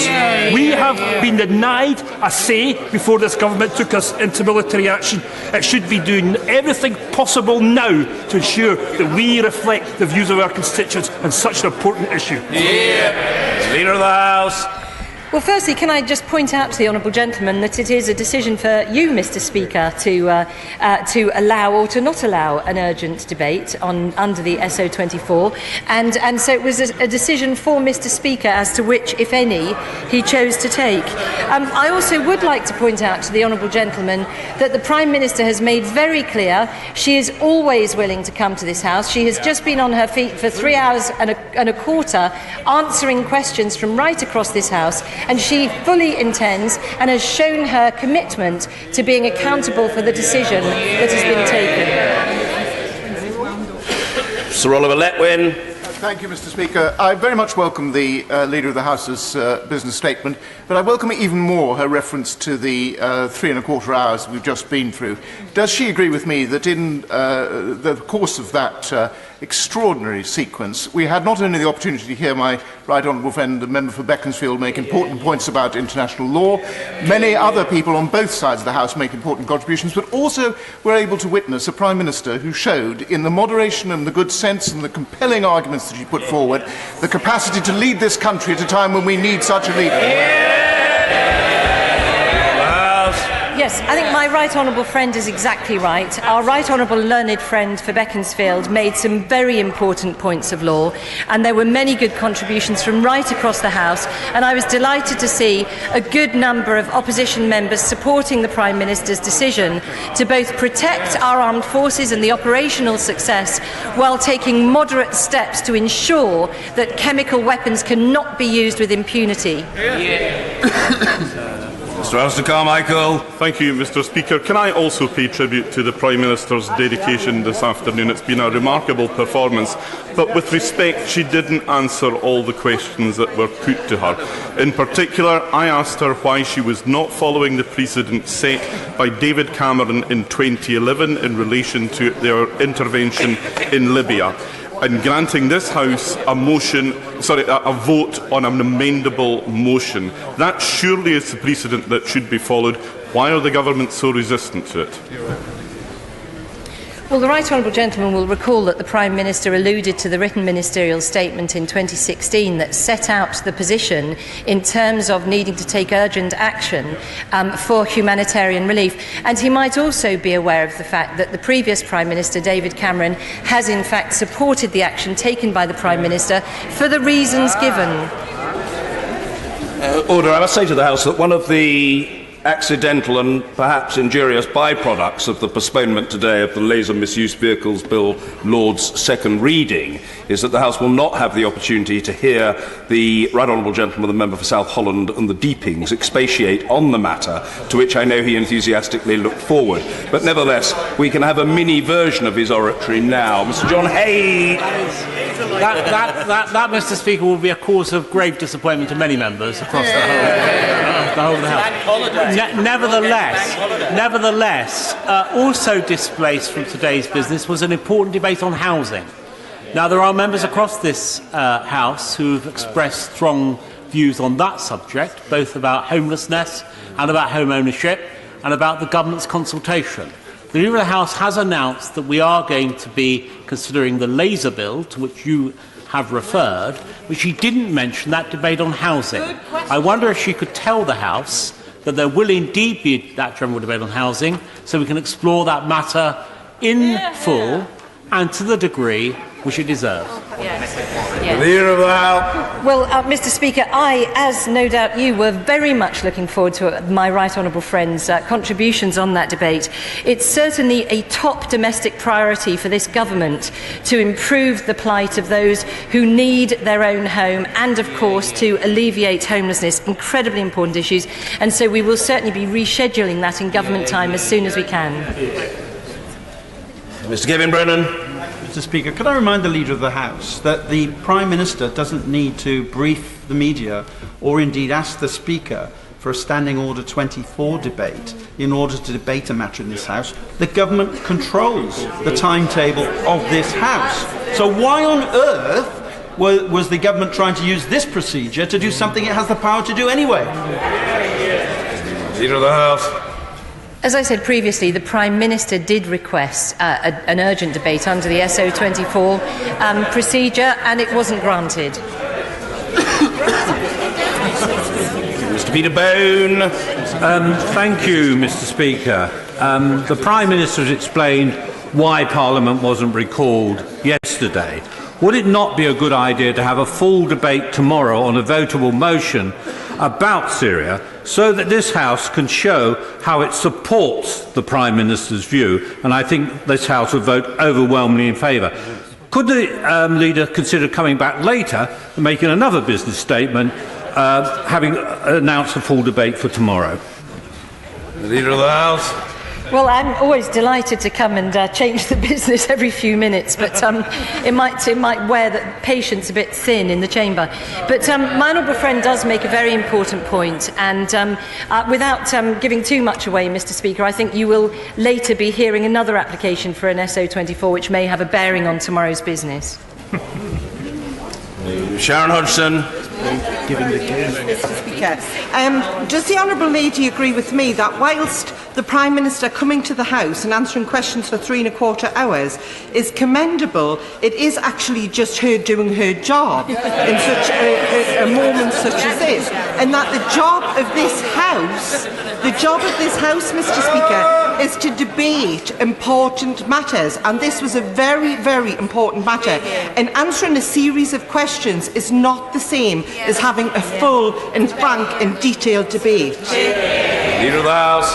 Well, I'm very fond of the Honourable Lady, but that was quite an ungenerous response to a 3¼ hour marathon. And let's be clear, in a statement, there is a personal reply to every single question, which doesn't happen in a debate. So it was actually, I think, commendable from the Prime Minister. Mark Harper. Speaker, I listened carefully to what the Leader of the House said. The Prime Minister set out in her statement or replies to the questions from members the very clear reasons why she didn't recall Parliament last week for a debate and a vote before the decision for military action was taken.